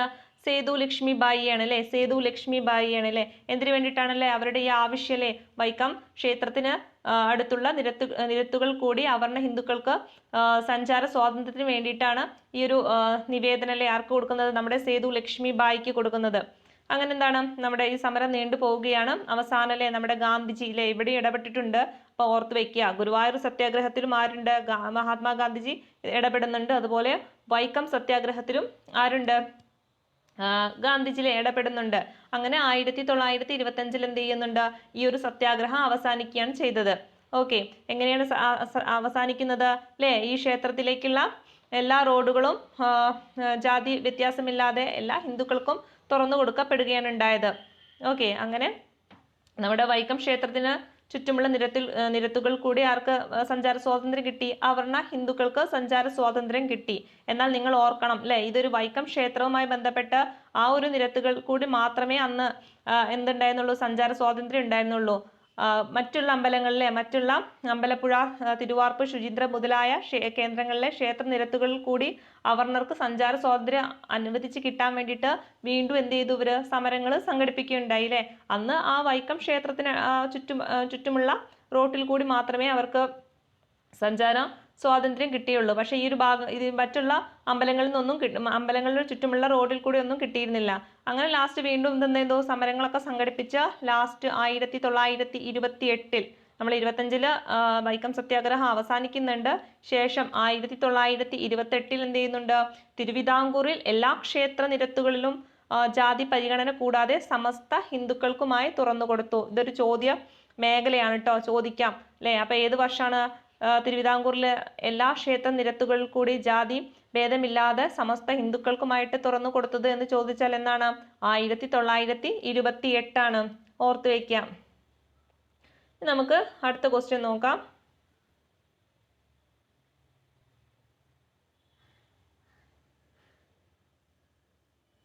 ഈ ക്വസ്റ്റ്യൻ നമ്മൾ പറഞ്ഞല്ലോ അല്ലെ, സവർണ ജാഥ സംഘടിപ്പിച്ചത്. Next question. ഇനി ക്ഷേത്ര നിർമ്മാണമല്ല വിദ്യാലയ നിർമ്മാണമാണ് ജനതയ്ക്ക് വേണ്ടത്. പ്രധാന ദേവാലയം വിദ്യാലയം തന്നെയാകണം എന്ന് ആഹ്വാനം ചെയ്ത സാമൂഹ്യ പരിഷ്കർത്താവ് ആരാണ്? ശ്രീനാരായണ ഗുരു ആണ് കേട്ടോ. അപ്പൊ എന്താണ് പറഞ്ഞത്? ഇനി ക്ഷേത്ര നിർമ്മാണമല്ല വിദ്യാലയ നിർമ്മാണമാണ് ജനതയ്ക്ക് വേണ്ടത്. പ്രധാന ദേവാലയം വിദ്യാലയം തന്നെയാകണം എന്ന് ആഹ്വാനം ചെയ്ത സാമൂഹ്യ പരിഷ്കർത്താവാണ് ആര്? ശ്രീനാരായണ ഗുരു. ഓക്കെ, അപ്പൊ നമുക്ക് ഗുരുവുമായി ബന്ധപ്പെട്ട് കുറച്ച് കാര്യങ്ങളുണ്ട്, അത് നോക്കാം. അതിന് മുന്നേ താഴെയുള്ള ഒരു ക്വസ്റ്റ്യൻ ഉണ്ട്. നമ്മുടെ ചട്ടമ്പി സ്വാമികളെ കുറിച്ചും കൂടി പറയുന്നുണ്ട്, അതൊന്ന് നോക്കാം. ചട്ടമ്പി സ്വാമികളുടെ യഥാർത്ഥ പേര് എന്താണ്? ചട്ടമ്പി സ്വാമികളുടെ യഥാർത്ഥ പേരെന്താണ് അല്ലെ? ഓപ്ഷൻ സി ആണ്, അയ്യപ്പൻ എന്നാണ് അല്ലെ. അപ്പൊ നമുക്ക് ശ്രീനാരായണ ഗുരുവും അയ്യപ്പനും ചട്ടമ്പി സ്വാമിയുമായി ബന്ധപ്പെട്ട ടെക്സ്റ്റ് ബുക്കിലെ ഫാക്ട്സ് ഒന്ന് നോക്കാം. ആദ്യം നമുക്ക് ചട്ടമ്പി സ്വാമിയെ കുറിച്ച് പറയാം അല്ലെ. ചട്ടമ്പി സ്വാമിയുടെ എവിടെ ജനനം? തിരുവനന്തപുരം ജില്ലയിലെ കണ്ണമ്മൂലയിലാണ് ജനിച്ചിട്ടുള്ളത്. എവിടെയാണ്? തിരുവനന്തപുരം ജില്ലയിലെ കണ്ണമ്മൂല. ഓർത്ത് വെക്കുക, ചോദിച്ചിട്ടുണ്ട്. തിരുവനന്തപുരം ജില്ലയിലെ കണ്ണമ്മൂലയിലാണ് ആര് ജനിക്കുന്നത്? ചട്ടമ്പി സ്വാമികൾ ജനിക്കുന്നത്. ഇനി അദ്ദേഹവുമായി ബന്ധപ്പെട്ടല്ലേ മിശ്ര ഭോജനം നടത്തിയ നവോത്ഥാന നായകൻ ആരാണ്? ചട്ടമ്പി സ്വാമികളാണ് അല്ലെ. മിശ്ര ഭോജനം ആരാണ്? ചട്ടമ്പി സ്വാമികൾ. അതുപോലെ അല്ലെ അദ്ദേഹം എന്താണ്? ബ്രാഹ്മണ മേധാവിത്വത്തെ എതിർത്തിരുന്ന ഒരു വ്യക്തിയായിരുന്നു അല്ലെ. അപ്പൊ ചോദിക്കാം, ബ്രാഹ്മണ മേധാവിത്വത്തെ എതിർത്തിരുന്ന നവോത്ഥാന നായകൻ ആരായിരുന്നു ചോദിച്ചാൽ ആരാണ്? ചട്ടമ്പി സ്വാമികളാണ്. കൂടാതെ അദ്ദേഹത്തിന്റെ പ്രധാന കൃതികളാണ് ഓർത്തു വെക്കുക: വേദാധികാര നിരൂപണം, പ്രാചീന മലയാളം. ഏതൊക്കെയാണ്? വേദാധികാര നിരൂപണം, പ്രാചീന മലയാളം. ഒരുപാട് പ്രാവശ്യം റിപ്പീറ്റ് ചെയ്ത് ചോദിച്ചിട്ടുള്ള ഒരു ക്വസ്റ്റ്യൻസ് ആണ് ഈ ഒരു കൃതികൾ എന്ന് പറയുന്നത്. ഏതൊക്കെയാണ്? വേദാധികാര നിരൂപണം, പ്രാചീന മലയാളം. ആരുടേതാണ്? ചട്ടമ്പി സ്വാമികൾ. അതുപോലെ തന്നെ അല്ലെ അദ്ദേഹത്തിന്റെ പ്രധാനപ്പെട്ട വേർഡ്സ് ഉണ്ട്. ഏതൊക്കെയാണ്? വിദ്യയും വിത്തവും ഉണ്ടെങ്കിലേ മനുഷ്യ പുരോഗതി സാധ്യമാകൂ അല്ലെ. അന്ന് അദ്ദേഹം വിശ്വസിച്ചില്ല. അപ്പൊ ഇതൊക്കെ ആരുടെ വാക്കുകളാണ്? ചട്ടമ്പി സ്വാമികളുടെ വാക്കുകളാണ്. എന്താണ്? വിദ്യയും വിത്തവും ഉണ്ടെങ്കിലേ മനുഷ്യ പുരോഗതി സാധ്യമാകൂ. ആരുടെ വാക്കുകളാണ്? ചട്ടമ്പി സ്വാമികൾ. അപ്പൊ അദ്ദേഹത്തിന്റെ കൃതികൾ ഏതാണ്? വേദാധികാര നിരൂപണം, പ്രാചീന മലയാളം. ഇനി അദ്ദേഹത്തിന്റെ അല്ലെ എവിടെയാണ് അദ്ദേഹം സമാധിയായത് ചോദിച്ചാൽ എവിടെയാണ്? കൊല്ലം ജില്ലയിലെ പന്മനയിലാണ് അല്ലെ. കൊല്ലം ജില്ലയിലെ പന്മനയിലാണ്. അപ്പൊ എവിടെയാണ് ജനനം എന്ന് ചോദിച്ചാൽ എവിടെയാണ്? തിരുവനന്തപുരം ജില്ലയിലെ കണ്ണമ്മൂലയിലാണ് അല്ലെ. എവിടെയാണ് ജനിച്ചത്? തിരുവനന്തപുരം ജില്ലയിലെ കണ്ണമ്മൂലയും. അദ്ദേഹത്തിന്റെ സമാധിയായത് എവിടെയാണ്? കൊല്ലം ജില്ലയിലെ പന്മനയിലുമാണ്. ഇനി അദ്ദേഹത്തിന്റെ നമ്മൾ ഇവിടെ വന്ന ക്വസ്റ്റ്യൻ എന്തായിരുന്നു? അദ്ദേഹത്തിന്റെ യഥാർത്ഥ പേരെന്നായിരുന്നു എന്നാണ് അല്ലെ. അപ്പൊ യഥാർത്ഥ പേരിലെ ഈ ബോക്സിൽ പറയുന്നുണ്ടല്ലേ, ചട്ടമ്പി സ്വാമികളുടെ യഥാർത്ഥ പേരെന്താണ്? അയ്യപ്പൻ എന്നായിരുന്നു അല്ലെ. അയ്യപ്പൻ. പിന്നെ എന്തുകൊണ്ടാണ് ചട്ടമ്പി എന്നൊരു പേര് അദ്ദേഹത്തിന് വരാൻ കാരണം? എന്തായിരുന്നു ചട്ടമ്പി എന്ന് വരാൻ കാരണം എന്ന് ചോദിച്ചാൽ എന്താണ്? അന്നത്തെ കാലത്തിലെ അത്യാവശ്യം മിടുക്കരായ കുട്ടികളൊക്കെ എന്താണ് ചട്ടമ്പി എന്നാണ് വിളിക്കുന്നത് അല്ലെ. അതായത് ചട്ടങ്ങളൊക്കെ നടപ്പിലാക്കാൻ ചുമതലയുള്ളയാൾ എന്ന അർത്ഥത്തിലാണ് ഈ ചട്ടമ്പി വന്നത്. ഓക്കെ. അപ്പൊ എന്താണ്? ചട്ടങ്ങൾ നടപ്പിലാക്കാൻ ചുമതലയുള്ളയാൾ എന്ന അർത്ഥത്തിലാണ് എന്ത് വന്നത്? ചട്ടമ്പി എന്ന പേര് വന്നത്. അങ്ങനെയാണ് ഈ അയ്യപ്പന്റെ പേരെന്തായി മാറിയത്? ചട്ടമ്പി എന്ന് ആയി മാറിയത്. ഓക്കെ. അപ്പം ചട്ടമ്പി സ്വാമികളുടെ യഥാർത്ഥ പേരെന്തായിരുന്നു? അയ്യപ്പൻ എന്നായിരുന്നു. പിന്നീട് ഗുരുനാഥനാണ് അദ്ദേഹത്തെ ചട്ടമ്പി എന്ന് വിളിച്ചിട്ട് പിന്നീട് ആ ഒരു പേരാണ് ചട്ടമ്പി സ്വാമികൾ എന്നായിട്ട് മാറുന്നത്. അപ്പൊ അതൊന്ന് ഓർത്ത് വെക്കാം. ഇനി നമുക്ക് അടുത്തത് ഇനിയില്ലേ ഗുരുവുമായി ബന്ധപ്പെട്ട കുറച്ച് കാര്യങ്ങളാണ് പറയുന്നത് അല്ലെ. ഗുരുവിന്റെ കുറച്ച് വേർഡ്സ് ഉണ്ട് അല്ലെ. എന്തൊക്കെയാണ് നമുക്ക് അറിയാവുന്നത് അല്ലെ? ഏതൊക്കെയാണ്? ഒരു ജാതി, ഒരു മതം, ഒരു ദൈവം, മനുഷ്യൻ അല്ലെ. ഒരു ജാതി, ഒരു മതം, ഒരു ദൈവം, മനുഷ്യൻ. ആരുടെ വാക്കുകളാണ്? ആരുടെയാണ് അല്ലെ? നമ്മുടെ ശ്രീനാരായണ ഗുരുവിന്റെയാണ്. അതുപോലെ അല്ലെ മതമേതായാലും മനുഷ്യൻ നന്നായാൽ മതി. ആരുടേതാണ്? ശ്രീനാരായണ ഗുരുവിന്റേതാണ് അല്ലെ. അപ്പൊ മതമേതായാലും മനുഷ്യൻ നന്നായാൽ മതി. ഒരു ജാതി, ഒരു മതം, ഒരു ദൈവം, മനുഷ്യന്. അടുത്തതാണ് വിദ്യ കൊണ്ട് പ്രബുദ്ധരാവുക, സംഘടന കൊണ്ട് ശക്തരാവുക. എന്താണ്? വിദ്യ കൊണ്ട് പ്രബുദ്ധരാവുക, സംഘടന കൊണ്ട് ശക്തരാവുക. കൂടാതെ അല്ലെ മനുഷ്യരുടെ വേഷം, ഭാഷ, മതം എന്നിവ വ്യത്യസ്തമായാലും അവരുടെ ജാതി ഒന്നായതുകൊണ്ട് അന്യോന്യം വിവാഹവും പന്തിഭോജനവും ചെയ്യുന്നതിന് യാതൊരു ദോഷവുമില്ല എന്നൊക്കെ അഭിപ്രായപ്പെട്ടത് ആരാണ്? ശ്രീനാരായണ ഗുരുവാണ് അല്ലെ. അപ്പൊ പ്രധാനപ്പെട്ട കാര്യങ്ങൾ ഏതൊക്കെയാണ്? ഒന്ന്, ഒരു ജാതി, ഒരു മതം, ഒരു ദൈവം, മനുഷ്യന്. മതമേതായാലും മനുഷ്യൻ നന്നായാൽ മതി. വിദ്യ കൊണ്ട് പ്രബുദ്ധരാവുക, സംഘടന കൊണ്ട് ശക്തരാവുക. കൂടാതെ ലാസ്റ്റ് വൺ ഏതാണ്? മനുഷ്യരുടെ വേഷം, ഭാഷ, മതം എന്നിവ വ്യത്യസ്തമായാലും അവരുടെ ജാതി ഒന്നായതുകൊണ്ട് അന്യോന്യം വിവാഹവും പന്തിഭോജനവും ചെയ്യുന്നതിന് യാതൊരു ദോഷവുമില്ല. അതൊക്കെ ആരുടെ വാക്കുകളാണ്? ശ്രീനാരായണ ഗുരുവിന്റെ മുഖ്യ കാഴ്ചപ്പാടുകളാണ് കേട്ടോ ഇതൊക്കെ. ഓക്കെ. ഇനി അദ്ദേഹത്തിന്റെ പ്രധാനപ്പെട്ട അല്ലെ ആലുവയിലെ സർവമത സമ്മേളനം ഉണ്ടല്ലേ. പ്രധാനപ്പെട്ട ഒരു കാര്യമാണല്ലേ ആലുവയിലെ സർവമത സമ്മേളനം അല്ലെ. ആ ഒരു സമ്മേളനത്തിലെ കവാടത്തിൽ അദ്ദേഹം എന്താണ് കുറിച്ചു വെച്ചത് അല്ലെ? വാദിക്കുവാനും ജയിക്കുവാനുമല്ല, അറിയാനും അറിയിക്കുവാനുമാണ് അല്ലെ ഈ സമ്മേളനം. അപ്പൊ ചോദിക്കാറുണ്ടല്ലേ ഏതുമായി ബന്ധപ്പെട്ടതാണ്? ആലുവയിലെ സർവമത സമ്മേളനവുമായി ബന്ധപ്പെട്ടതാണ്. ഏത്? വാദിക്കുവാനും ജയിക്കുവാനുമല്ല, അറിയാനും അറിയിക്കുവാനുമാണ് ഈ സമ്മേളനം ചോദിച്ചിട്ടുണ്ട്. കൂടാതെ അല്ലെ മനുഷ്യത്വമാണ് മനുഷ്യന്റെ ജാതി അല്ലെ. ആരുടെ വാക്കുകളാണ്? മനുഷ്യത്വമാണ് മനുഷ്യന്റെ ജാതി എന്നത് ആരുടെ വാക്കുകളാണ്? ശ്രീനാരായണ ഗുരുവിൻ്റെതാണ്. കൂടാതെ അദ്ദേഹത്തിന്റെ വേറെ കുറച്ച് കാര്യങ്ങളുണ്ടല്ലേ. പുളികുടി, തിരണ്ടു കല്യാണം, താലികെട്ടു കല്യാണം, ഇങ്ങനെയുള്ള ദുരാചാരങ്ങൾക്കെതിരായിട്ടൊക്കെ അദ്ദേഹം എന്ത് ചെയ്തിട്ടുണ്ട്? ജനങ്ങളെ ബോധവൽക്കരിപ്പിച്ചിട്ടുണ്ട് അല്ലെ. എന്തിനൊക്കെതിരെയായിരുന്നു? പുളികുടി, അതുപോലെ അല്ലെ പണ്ട് കാലത്ത് നിന്നിരുന്ന ദുരാചാരങ്ങളിലെ ഏതൊക്കെയായിരുന്നു? പുളികുടി ഉണ്ട്, അതുപോലെ തിരണ്ടു കല്യാണം, താലികെട്ടു കല്യാണം. ഈ ദുരാചാരങ്ങൾക്കെതിരെ അദ്ദേഹം എന്ത് ചെയ്തിട്ടുണ്ട്? ജനങ്ങളെ ബോധവൽക്കരിപ്പിച്ചിട്ടുണ്ട്. ഓക്കെ. കൂടാതെ അദ്ദേഹത്തിന്റെ പ്രധാന സംഘടനയായ ശ്രീനാരായണ ധർമ്മ പരിപാലന യോഗ SNDP ഏതാ വർഷം 1903. ഏതാണ്? ശ്രീനാരായണ ധർമ്മ പരിപാലന യോഗ SNDP സ്ഥാപിതമായ വർഷം 1903. ഓർത്തു വെച്ചേക്ക, ഏതാണ് വർഷം? 1903. ആരുടേതാണ്? ശ്രീനാരായണ ഗുരുവിൻ്റെതാണ് അല്ലെ SNDP.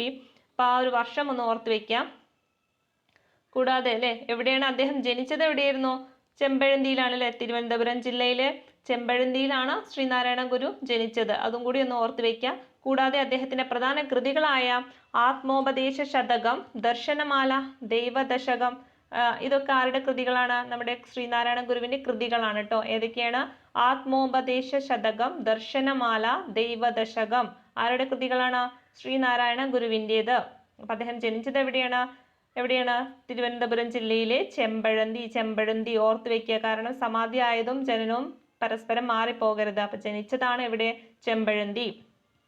ഇനി അദ്ദേഹവുമായി ബന്ധപ്പെട്ട് പ്രധാന പ്രതിഷ്ഠകൾ അല്ലെ, അദ്ദേഹം ഒരുപാട് പ്രതിഷ്ഠകളൊക്കെ നടത്തിയിട്ടുണ്ട്. അപ്പൊ ആ ഒരു കാര്യങ്ങൾ നോക്കാം. ഏതൊക്കെയാണ്? അരുവിപ്പുറത്തിലെ ശിവലിംഗ പ്രതിഷ്ഠ എവിടെയാണ്? അപ്പൊ ചോദിക്കല്ലേ, അരുവിപ്പുറത്ത് എന്ത് പ്രതിഷ്ഠയായിരുന്നു? ശിവലിംഗ പ്രതിഷ്ഠയാണ് നടത്തിയിട്ടുള്ളത്. അതുപോലെ കാരമുക്ക് ക്ഷേത്രത്തിൽ ഏതാണ്? ദീപപ്രതിഷ്ഠ അല്ലെ, എവിടെയാണ്? കാരമുക്ക് ക്ഷേത്രത്തിൽ എന്താണ്? ദീപപ്രതിഷ്ഠ. അപ്പൊ അരുവിപ്പുറത്ത് ശിവലിംഗ പ്രതിഷ്ഠയാണ് നടത്തിയിട്ടുള്ളത്. അരുവിപ്പുറത്ത് എന്താണ്? ശിവലിംഗ പ്രതിഷ്ഠയാണ്. കാരമുക്കിലോ? ദീപപ്രതിഷ്ഠ. കൂടാതെ ശിവഗിരിയില് ശാരദാ പ്രതിഷ്ഠ. ഒന്നും പരസ്പരം മാറിപ്പോവരുത്, ഓർത്തു വെക്കുക. ശിവഗിരിയിൽ എന്താണ്? ശാരദാ പ്രതിഷ്ഠ. അരുവിപ്പുറത്ത് എന്താണ്? ശിവലിംഗ പ്രതിഷ്ഠ. കാരമുക്ക് ക്ഷേത്രത്തില് ദീപപ്രതിഷ്ഠ. ശിവഗിരിയില് ശാരദാ പ്രതിഷ്ഠ. ഇതൊക്കെയാണ് പ്രധാനപ്പെട്ട അദ്ദേഹത്തിന്റെ പ്രതിഷ്ഠകൾ എന്ന് പറയുന്നത്. കൂടാതെ അദ്ദേഹത്തിന്റെ അവസാന പ്രതിഷ്ഠയുണ്ട് അല്ലെ, ആലപ്പുഴ ജില്ലയിലെ കളവൻകോട് ആയിരുന്നു ആ ഗുരു നടത്തിയ അവസാന പ്രതിഷ്ഠ എന്ന് പറയുന്നത്. അപ്പൊ ചോദിക്കാം അല്ലെ, ഗുരു നടത്തിയ അവസാന പ്രതിഷ്ഠ എവിടെയായിരുന്നു? ആലപ്പുഴ ജില്ലയിലെ കളവൻകോട് അല്ലെ, എവിടെയാണ്? ആലപ്പുഴ ജില്ലയിലെ കളവൻകോടാണ് ഗുരു നടത്തിയ അവസാന പ്രതിഷ്ഠ എന്ന് പറയുന്നത്.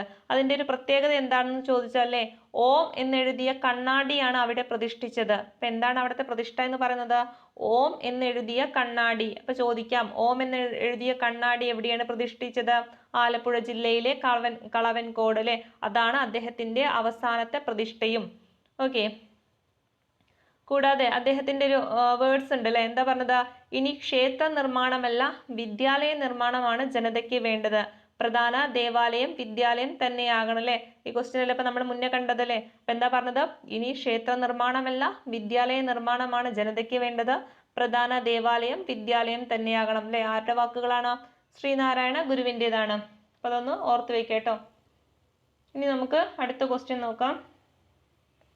അതിന് മുന്നത്തെ ക്വസ്റ്റ്യൻ നമ്മൾ പറഞ്ഞോ? ഓക്കെ, നമ്മൾ ഇത് പറഞ്ഞു. ചട്ടമ്പി സ്വാമികളുടെ യഥാർത്ഥ പേര് അയ്യപ്പൻ എന്ന് പറഞ്ഞു. പഴശ്ശി കലാപം, അടുത്ത ക്വസ്റ്റ്യൻ, പഴശ്ശി കലാപം അടിച്ചമർത്തിയ ബ്രിട്ടീഷ് സബ് കളക്ടർ അല്ലെ, നമ്മൾ പറഞ്ഞു. ആരാണ്? തോമസ് ഹാർവേ ബാബർ ആണ് അല്ലെ. അപ്പൊ എവിടത്തെയാണ് അല്ലെ? തലശ്ശേരിയിലെ സബ് കളക്ടർ ആയിരുന്നു ആര്? Thomas Harvey Babur. ഇനി അടുത്ത ക്വസ്റ്റ്യൻ നോക്കാം.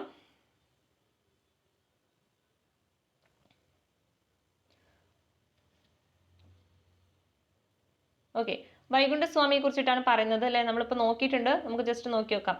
എന്താണ്? കേരളത്തിലെ ആദ്യകാല സാമൂഹ്യ പരിഷ്കർത്താക്കളിൽ ഒരാളായിരുന്ന വൈകുണ്ഠസ്വാമികളുടെ പ്രവർത്തനങ്ങളിൽ ഉൾപ്പെടാത്തത് ഏതെല്ലാമാണ് എന്നാണ് ചോദിച്ചിട്ടുള്ളത് കേട്ടോ. നോക്കാം നമുക്ക്. ഫസ്റ്റ് ഓപ്ഷൻ നോക്കൂ. ഇതിൽ നമ്മൾ ഇങ്ങനെ ക്വസ്റ്റ്യൻ കാണുമ്പോൾ ആദ്യം തന്നെ എന്ത് ചെയ്യണം? അണ്ടർലൈൻ ചെയ്യേണ്ട ഭാഗം ആദ്യം ഇതാണ്, ഉൾപ്പെടാത്തത് എന്നാണ് കേട്ടോ ചോദിക്കുന്നത്. നമ്മൾ ഓപ്ഷനൊക്കെ കണ്ടുവരുമ്പോൾ ചിലപ്പോൾ നമ്മൾ ആൻസറിലേക്ക് ഉൾപ്പെട്ടത് എന്നൊക്കെ കൊടുക്കാൻ സാധ്യതയുണ്ട്. അതുകൊണ്ട് ആദ്യം നമ്മൾ എന്ത് ചെയ്യുക? ക്വസ്റ്റ്യനിൽ ആ ഒരു ഭാഗം അടയാളപ്പെടുത്തുക. ഇനി ഇവിടെ അല്ലേ എന്താണ് ഫസ്റ്റ് പറഞ്ഞത്? ബ്രിട്ടീഷ് ഭരണത്തെ വെണ്ണീജ ഭരണം എന്ന് വിളിച്ചു അല്ലെ, അദ്ദേഹം വിളിച്ചിട്ടുണ്ട്. അപ്പൊ ഇതൊരു ശരിയാണ് അല്ലെ. അപ്പൊ ഇത് ശരിയാണ്. അടുത്തത് എന്താണ്? സമപന്തി ഭോജനം സംഘടിപ്പിച്ചിട്ടുണ്ടോ? ഉണ്ടല്ലേ, സമപന്തി ഭോജനം നടത്തിയിട്ടുണ്ട്. അപ്പൊ ഇതും ശരിയാണ്. അടുത്തത് മനുഷ്യത്വമാണ് മനുഷ്യന്റെ ജാതി എന്ന് പ്രഖ്യാപിച്ചു. അങ്ങനൊരു പ്രഖ്യാപനം അദ്ദേഹം നടത്തിയിട്ടുണ്ടോ? ഇല്ലല്ലേ. ആരാണത്? ഗുരുവാണ് നടത്തിയിട്ടില്ലല്ലേ. അപ്പൊ മനുഷ്യത്വമാണ് മനുഷ്യന്റെ ജാതി എന്നത് അദ്ദേഹം പ്രഖ്യാപിച്ചിട്ടില്ല. അപ്പൊ ഇത് തെറ്റാണ്. ഈ സമത്വ സമാജം എന്ന സംഘടന സ്ഥാപിച്ചു. ഇത് ശരിയല്ലേ? 1836 സമത്വ സമാജം അദ്ദേഹം അദ്ദേഹം സ്ഥാപിച്ചിട്ടുണ്ട്. അപ്പൊ ഇതും ശരിയാണ്. അപ്പൊ ഇതിൽ ചോദിച്ചത് എന്താണ്? ഉൾപ്പെടാത്തത് എന്നാണ്. അപ്പൊ ഏതാണ് ആൻസർ? ഓപ്ഷൻ 3 ആണ് അല്ലെ. അപ്പൊ ഇവിടെ ഓപ്ഷൻ 3 ഇതിൽ ഏതാ വരുന്നത്? അല്ലെ, 3 മാത്രം. ഈ എ ആണ് ആൻസർ. കിട്ടിയില്ലേ? അടുത്ത ക്വസ്റ്റ്യൻ എന്താ? താഴെ കൊടുത്തിരിക്കുന്നവയിൽ ശരിയായത് രേഖപ്പെടുത്തുക. ഓക്കെ, ശരിയായത് രേഖപ്പെടുത്തുക. ഏതൊക്കെയാണ്? ശ്രീനാരായണ ഗുരു ആത്മോപദേശ ശതകം ശരിയാണോ? ശരിയാണല്ലേ. അതുപോലെ ചട്ടമ്പി സ്വാമികൾ വേദാധികാര നിരൂപണം, അതും ശരിയാണ്. വേദാധികാര നിരൂപണം പ്രാചീന മലയാളം ഒക്കെ ആരുടേതാണ്? ചട്ടമ്പി സ്വാമികളുടേതാണ്. അതുപോലെ വൈകുണ്ഠ സ്വാമികൾ പ്രാചീന മലയാളം, തെറ്റല്ലേ? ഇത് ആരുടേതാണ്? ചട്ടമ്പിയുടേതാണ് പ്രാചീന മലയാളം എന്ന് പറയുന്നത്. അപ്പൊ അത് തെറ്റാണ്. വാഗ്ഭടാനന്ദൻ അഭിനവ കേരളം, അത് ശരിയാണ് അല്ലേ. അപ്പൊ നമുക്ക് ഏതൊക്കെ ശരി? 1, 2, 4 ആണ്. ഇതിലിപ്പോ ഏതാണ് വരുന്നത്? ഓപ്ഷൻ സി ആണല്ലേ. 1, 2, 4 ഇതാണ് ശരി. ഓക്കെ, അടുത്ത ക്വസ്റ്റ്യൻ നോക്കാം. ശ്രീനാരായണ ഗുരു അവസാനം നടത്തിയ പ്രതിഷ്ഠ എവിടെയാണ്? എവിടെയാണല്ലേ? നമ്മളിപ്പോ തൊട്ട് മുമ്പ് പറഞ്ഞോളൂ അല്ലെ. എവിടെയാണ്? ആലപ്പുഴ ജില്ലയിലെ ആലപ്പുഴ ജില്ലയിലെ ഓം എന്ന പ്രതിഷ്ഠ അല്ലെ, ഓം എന്ന കണ്ണാടിയിലെ എവിടെയാണ് പ്രതിഷ്ഠിച്ചത്? ആലപ്പുഴ ജില്ലയിലെ കാളവൻകോടാണ് അല്ലെ. ഓപ്ഷൻ ഡി ആണ് അല്ലെ. അപ്പൊ എവിടെയാണ് അവസാനം നടത്തിയത്? ശ്രീനാരായണ ഗുരു അവസാനം നടത്തിയ പ്രതിഷ്ഠ എവിടെയാണ്? കാളവൻകോട്. അടുത്ത ക്വസ്റ്റ്യൻ നോക്കാം. പൊയ്കയിൽ ശ്രീകുമാര ഗുരുദേവനുമായി ബന്ധപ്പെട്ട് ശരിയായ പ്രസ്താവന കണ്ടെത്തുക. ഓക്കെ, അപ്പൊ നമുക്കിത് ചെയ്യുന്നതിന് മുന്നേ പൊയ്കയിൽ കുമാര ഗുരുദേവനുമായി ബന്ധപ്പെട്ട് ടെക്സ്റ്റ് ബുക്കിൽ പറഞ്ഞിട്ടുള്ള കാര്യങ്ങളൊന്ന് നോക്കാം. അദ്ദേഹത്തിന്റെ കുറച്ച് വരികളുണ്ട്, അതൊന്ന് വായിച്ചു നോക്കാം. മുൻ പിതാക്കൾക്കു വന്ന ദുഃഖവാർത്തകൾ കേൾപ്പിൻ, കാളകൾ പോത്തുകൾക്കും ഇണയായി കൂട്ടിക്കെട്ടി നിലങ്ങളിൽ ഉഴുതിയിടുന്നു. അടുത്തതാണ് ഭക്ഷണം കിട്ടുന്നില്ല, വേലകൂലികൾ ഓർത്താൽ ഒട്ടും സഹിപ്പതില്ല. ഈ രണ്ട് വരികളും ആരുടേതാണ്? പൊയ്കയിൽ ശ്രീകുമാര ഗുരുദേവന്റെ ആണ് കേട്ടോ. എന്താണ് ഒന്നാമത്തത് പറഞ്ഞല്ലേ, മുൻ പിതാക്കൾക്കു വന്ന ദുഃഖവാർത്തകൾ കേൾപ്പീൻ, കാളകൾ പോത്തുകൾക്കും ഇണയായി കൂട്ടിക്കെട്ടി നിലങ്ങളിൽ ഉഴുതിയിടുന്നു. അടുത്തതാണ് ഭക്ഷണം കിട്ടുന്നില്ല, വേലകൂലികൾ ഓർത്താൽ ഒട്ടും സഹിപ്പതില്ല. ഇതൊക്കെ ആരുടേതാണ്? പൊയ്കയിൽ ശ്രീകുമാര ഗുരുദേവന്റെ വരികളാണ്. ഇനി അദ്ദേഹത്തിന്റെ പ്രധാനല്ലേ, അദ്ദേഹത്തിന് ആദ്യം ജനിച്ചത് എവിടെയാന്ന് നോക്കാം. എവിടെയാണ്? തിരുവല്ലയിലാണ് അല്ലെ. അപ്പൊ പത്തനംതിട്ട ജില്ലയിലെ തിരുവല്ലയിലെ ഇരവിപേരൂരിലാണ് അദ്ദേഹം ജനിച്ചത്. അപ്പൊ എവിടെയാണ് ചോദിച്ചിട്ടുണ്ട് കേട്ടോ, ഇരവിപേരൂരിൽ കേട്ടോ. അപ്പൊ ഇരവിപേരൂരിൽ ജനിച്ച നവോത്ഥാന നായകൻ ആരാണെന്ന് ചോദിച്ചാൽ ആരാണ്? പൊയ്കയിൽ ശ്രീകുമാര ഗുരുദേവനാണ്. അപ്പൊ എവിടെയാണത്? തിരുവല്ലയിലെ ഇരവിപേരൂര് അദ്ദേഹം ജനിച്ചത്. എവിടെയാണ്? തിരുവല്ലയിലെ ഇരവിപേരൂര്. ഇനി അദ്ദേഹത്തിലെ വേറൊരു പേരിലും അറിയപ്പെടുന്നുണ്ട്. എന്താണ്?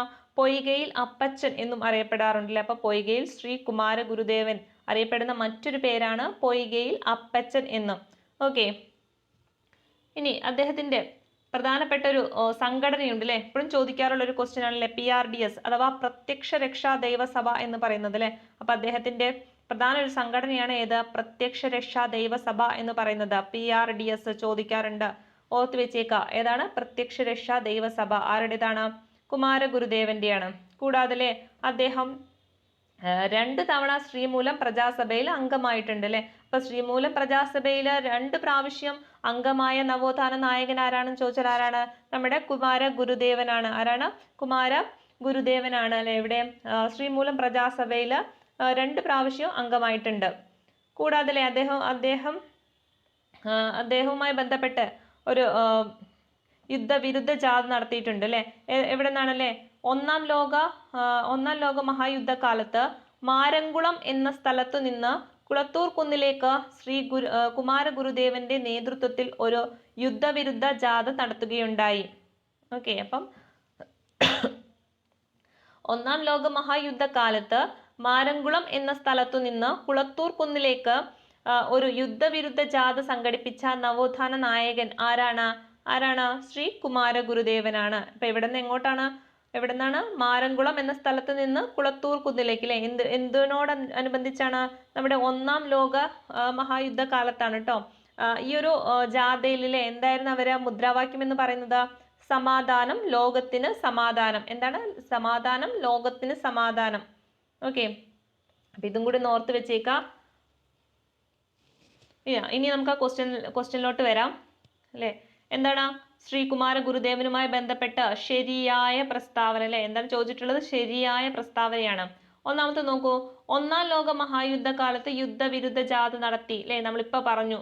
എന്താണ്? എവിടുന്നാ എങ്ങോട്ടേക്കാണ് ജാഥ പോയത്? മാരംകുളം എന്ന സ്ഥലത്ത് നിന്ന് കുളത്തൂർ കുന്നിലേക്കിലെ അവിടേക്കാണ് ഒരു യുദ്ധവിരുദ്ധ ജാഥ നടത്തുകയുണ്ടായത്. ആരാണ്? കുമാരഗുരുദേവനാണ്. അപ്പൊ ഫസ്റ്റ് ഓപ്ഷൻ എന്താണ്? ശരിയാണ് അല്ലെ. ഇത് ഏത് സമയത്താണ്? ഒന്നാം ലോക മഹായുദ്ധകാലത്താണ്. അപ്പൊ ഫസ്റ്റ് ഓപ്ഷൻ ശരിയാണ്. രണ്ടാമത്തത്, സാമൂഹിക പിന്നോക്കാവസ്ഥ പരിഹരിക്കാനുള്ള മാർഗം വിദ്യാഭ്യാസമാണ്. അങ്ങനെ ഒരു വാക്ക് അദ്ദേഹം പറയുന്നില്ല. വിദ്യാഭ്യാസപരമായി ബന്ധപ്പെട്ട അധികം കാര്യങ്ങളൊന്നും അദ്ദേഹം പറഞ്ഞിട്ടില്ല. അതുകൊണ്ട് ഇത് നമുക്ക് എന്ത് ചെയ്യാം? ഈ ഒരു കാര്യം പറഞ്ഞിട്ടില്ല. ഓക്കെ. അടുത്തത് മൂന്നാമത്തത്, പാട്ടുകളിലൂടെയാണ് തന്റെ ആശയം പ്രചരിപ്പിച്ചത് അല്ലെ. നമ്മളിപ്പോ പറഞ്ഞു, 2 വരികൾ പറഞ്ഞില്ലേ, ഏതൊക്കെയാണ് അല്ലെ? ഭക്ഷണം കിട്ടുന്നില്ല, വേലക്കൂലികൾ ഓർത്താൽ ഒട്ടും സഹിപ്പതില്ല, അതുപോലെ മുൻപിതാക്കൾക്ക് വന്ന ദുഃഖവാർത്തകൾ കേൾപ്പിൻ, കാളകൾ പോത്തുകൾക്ക് ഇണയായി കൂട്ടിക്കെട്ടി നിലങ്ങളിൽ ഉഴുതിയിടുന്നു അല്ലെ. ഈ ഒരു വരികളൊക്കെ അദ്ദേഹം എങ്ങനെയാണ്? പാട്ടുകളിലൂടെയാണ് അദ്ദേഹത്തിന്റെ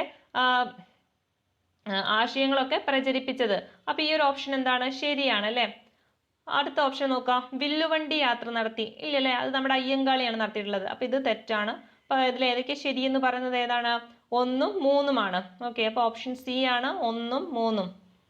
ഇനി അടുത്ത ക്വസ്റ്റ്യൻ നോക്കാം.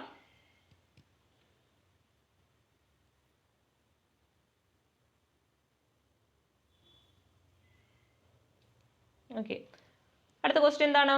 താഴെ കൊടുത്തിരിക്കുന്നവയിൽ മലബാർ കലാപവുമായി ബന്ധപ്പെട്ട പ്രസ്താവനകൾ എന്തൊക്കെയാണ് എന്നാണ് ചോദിച്ചിട്ടുള്ളത്.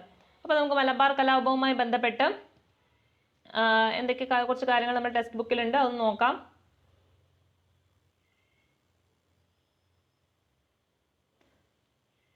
ഓക്കെ, എന്താണല്ലേ? മലബാറിലെ കാർഷിക പ്രശ്നങ്ങളെ കുറിച്ച് അന്വേഷിക്കാൻ നിയമിതനായ വില്യം ലോഗൻ ബ്രിട്ടീഷുകാരുടെ തെറ്റായ നികുതി നയത്തിന്റെ ഫലമുണ്ടായ ദാരിദ്ര്യവും കാർഷിക അസംതൃപ്തിയുമാണ് കലാപം പൊട്ടിപ്പുറപ്പെടാൻ കാരണമായതെന്ന് റിപ്പോർട്ട് ചെയ്തു അല്ലെ. അപ്പോൾ അല്ലെ, നമ്മൾ മലബാർ കലാപവുമായി ബന്ധപ്പെട്ട് നിയമിച്ച കമ്മീഷനായിരുന്നു ഏത്? വില്യം ലോഗൻ എന്ന് പറയുന്നത് അല്ലെ. ഓർത്തു വെക്കുക, ആരാണ് മലബാർ കലാപവുമായി ബന്ധപ്പെട്ട്? ഏതാണ്? വില്യം ലോഗൻ അല്ലെ. എന്തിനു വേണ്ടിയിട്ടായിരുന്നു ഈ ഒരു കലാപം ഉണ്ടാകാനുള്ള കാരണം അല്ലെ? അത് അന്വേഷിക്കാൻ വേണ്ടിയിട്ടായിരുന്നു ഈ ഒരു കമ്മീഷനെ നിയമിച്ചത് അല്ലെ. അപ്പൊ എന്താണ് ഇതിന്റെ ഒരു കാരണം? മലബാർ കലാപത്തിന്റെ കാരണം എന്താണെന്നാ പറയുന്നത് അല്ലെ? ബ്രിട്ടീഷുകാരുടെ തെറ്റായ നികുതി നയം അല്ലെ, അതിന്റെ ഫലമായിട്ടുണ്ടായ ദാരിദ്ര്യവും അതുപോലെ കാർഷിക അസംതൃപ്തിയുമാണ് ഇങ്ങനെ ഒരു കലാപം പൊട്ടിപ്പുറപ്പെടാൻ കാരണമായത്. ഓക്കെ, ഇനി നമ്മുടെ ഇതുമായി ബന്ധപ്പെട്ടില്ലേ മലബാർ ലഹള, 1921 നടന്ന മലബാർ ലഹളയുമായി ബന്ധപ്പെട്ടില്ലേ എപ്പോഴും ചോദ്യങ്ങൾ ചോദിക്കാറുള്ള ഒരു മേഖലയാണ്. നമുക്ക് ഈ മലബാർ ലഹളയുമായി ബന്ധപ്പെട്ട് കുറച്ചധികം കാര്യങ്ങളൊന്നും നോക്കാം. ഇനിയിപ്പോ ഡിഗ്രി ലെവൽ എക്സാം ഒക്കെ വരുമ്പോൾ കുറച്ചും കൂടി ചോദിക്കാൻ സാധ്യതയുള്ള ഒരു മേഖലയാണ് ഈ ഒരു മലബാർ ലഹളയുമായി ബന്ധപ്പെട്ട് ഒരുപാട് ഫാക്ട്സുകൾ അടങ്ങിയിട്ടുണ്ട്. അപ്പൊ ജസ്റ്റ് ഒന്ന് വായിക്കാം. ഏറനാട് താലൂക്കിലും വള്ളുവനാട് താലൂക്കിലും ഖിലാഫത്ത് പ്രസ്ഥാനത്തിനുണ്ടായ മുന്നേറ്റം ഔദ്യോഗിക വൃത്തങ്ങളിൽ അമ്പരപ്പുണ്ടാക്കി. സർക്കാർ ഈ 2 താലൂക്കുകളിലും ഇന്ത്യൻ ശിക്ഷാ നിയമത്തിലെ 144 വകുപ്പ്, ഏതാണ് 144 വകുപ്പ് നടപ്പാക്കി. ബ്രിട്ടീഷ് പോലീസ് മാപ്പിളമാർക്കെതിരായ ഒരു ഭീകര ഭരണം അഴിച്ചുവിട്ടു. ഏറനാട് താലൂക്കിൽപ്പെട്ട പൂക്കോട്ടൂർ എന്ന സ്ഥലത്ത് പ്രാദേശിക ഖിലാഫത്ത് കമ്മിറ്റിയുടെ കാര്യദർശിയായിരുന്ന വടക്കേ വീട്ടിൽ മുഹമ്മദിനെ, അപ്പൊ ആരെയാണ് അറസ്റ്റ് ചെയ്തത്? വടക്കേ വീട്ടിൽ മുഹമ്മദിനെ. ഒന്ന് ഓർത്ത് വെക്കുക, ആരാണ്? വടക്കേ വീട്ടിൽ മുഹമ്മദിനെ അറസ്റ്റ് ചെയ്യാൻ ശ്രമിച്ചു. ഇതായിരുന്നു പ്രധാന കാരണം ഇവരുടെ മലബാർ ലഹളയ്ക്ക് ഉണ്ടാവാന്. കൂടാതെ എന്താണ്? ഏറനാട്ടിലും വള്ളുവനാട്ടിലും മാപ്പിളമാരും പോലീസും തമ്മിൽ ഒട്ടേറെ സംഘടനകൾ ഉണ്ടാകാൻ ഇത് കാരണമായില്ലേ. അപ്പൊ ആരെ അറസ്റ്റ് ചെയ്യാൻ ശ്രമിച്ചതിനാണ്? വടക്കേ വീട്ടിലെ മുഹമ്മദിനെ. കൂടാതെ എന്താണ്? മാപ്പിളമാര് പോലീസ് സ്റ്റേഷനുകൾ ആക്രമിക്കുകയും സർക്കാർ ഖജനാവുകൾ കൊള്ളയടിക്കുകയും സർക്കാർ ഓഫീസുകൾ നശിപ്പിക്കുകയും ചെയ്തു. വാരിയംകുന്നത്ത് കുഞ്ഞഹമ്മദ് ഹാജി, കുമാരൻപുത്തൂർ സീതിക്കോയ തങ്ങൾ, ആലി മുസ്ലിയാർ എന്നീ നേതാക്കളാണ് ഈ ലഹള നയിച്ചത്. അപ്പൊ ഈ ഒരു ലഹളയുടെ പ്രധാന നേതാക്കളായിരുന്നു ആരൊക്കെ? വാരിയംകുന്നത്ത് കുഞ്ഞഹമ്മദ് ഹാജി, കുമാരൻപുത്തൂർ സീതിക്കോയ തങ്ങൾ, ആലി മുസ്ലിയാർ എന്നൊക്കെ പറയുന്നത്. ഓക്കെ, ഇതുമായി ബന്ധപ്പെട്ടല്ലേ ഈ ഒരു മലബാർ കലാപവുമായി ബന്ധപ്പെട്ട പ്രധാന ഒരു സംഭവമാണല്ലേ 1921 നടന്നത്. എന്താണത്? അതാണല്ലേ വാഗൺ ട്രാജഡി എന്ന് പറയും. എന്താണ് വാഗൺ ട്രാജഡി? ഏതാണ്? 1921 നവംബർ 10-ാം തീയതിയാണ്. എന്നാണ് 1921 നവംബർ 10-ാം തീയതി അല്ലെ. എന്താണ് സംഭവം? എന്താണ് അല്ലെ? ഒരു റെയിൽവേ ഗുഡ്സിൽ എന്ത് ചെയ്തു? റെയിൽവേ ഗുഡ്സ് വാഗണില് തിരൂരിൽ നിന്ന് കോയമ്പത്തൂരേക്ക് തടവുകാരെ കൊണ്ടുപോയ കൊണ്ടുപോയതിൽ 90 മാപ്പിളമാരിൽ എന്ത് ചെയ്തു 60 പേരും മാർഗമധ്യേ ശ്വാസം മുട്ടി മരിക്കുകയാണ് ചെയ്തത് അല്ലെ. അപ്പൊ ഈ വാഗൺ ട്രാജഡി എന്ന് പറയുന്നത് എന്താണ്, തിരൂരിൽ നിന്ന് എന്ത് ചെയ്തു കോയമ്പത്തൂരിലേക്ക് കൊണ്ടുപോയ ഒരു ഗുഡ്സ് വാഗണിൽ വെച്ചിട്ടല്ലേ അവിടെ 90 ആൾക്കാരെയാണ് കൊണ്ടുപോയത്. അതിൽ 60 പേരും എന്ത് ചെയ്ത് ശ്വാസം കിട്ടാതെ മരിക്കുകയാണ് ഉണ്ടായത്. ഈ ഒരു സംഭവമാണ് വാഗൺ ട്രാജഡി എന്ന് പറയുന്നത്. അപ്പൊ എന്നാ നടന്നത്? 1921 നവംബർ 10 ഓക്കെ, ഇനി നമുക്ക് ക്വസ്റ്റ്യനിലോട്ട് വരാം. എന്താണല്ലേ, താഴെ കൊടുത്തിരിക്കുന്നവയിൽ മലബാർ കലാപവുമായി ബന്ധപ്പെട്ട പ്രസ്താവനകൾ ഏതൊക്കെയാണ് എന്നാണ് ചോദിച്ചിട്ടുള്ളത്. നമുക്ക് നോക്കാം. ഫസ്റ്റ് ഓപ്ഷൻ എന്താ പറയുന്നത്, ഫസ്റ്റ് സ്റ്റേറ്റ്മെന്റ് എന്താ പറയുന്നത്, മാപ്പിള കലാപങ്ങൾ എന്നറിയപ്പെടുന്നു അല്ലെ. അത് ശരിയാണ് അല്ലെ, മാപ്പിള കലാപങ്ങൾ എന്നറിയപ്പെടുന്നുണ്ട്. അടുത്തത് എന്താണ്, മലബാർ സ്പെഷ്യൽ പോലീസ് എന്ന ഒരു പ്രത്യേക വിഭാഗം പോലീസ് സേനയെ മലബാർ കലാപങ്ങൾ അടിച്ചമർത്താൻ വേണ്ടി രൂപീകരിച്ചു.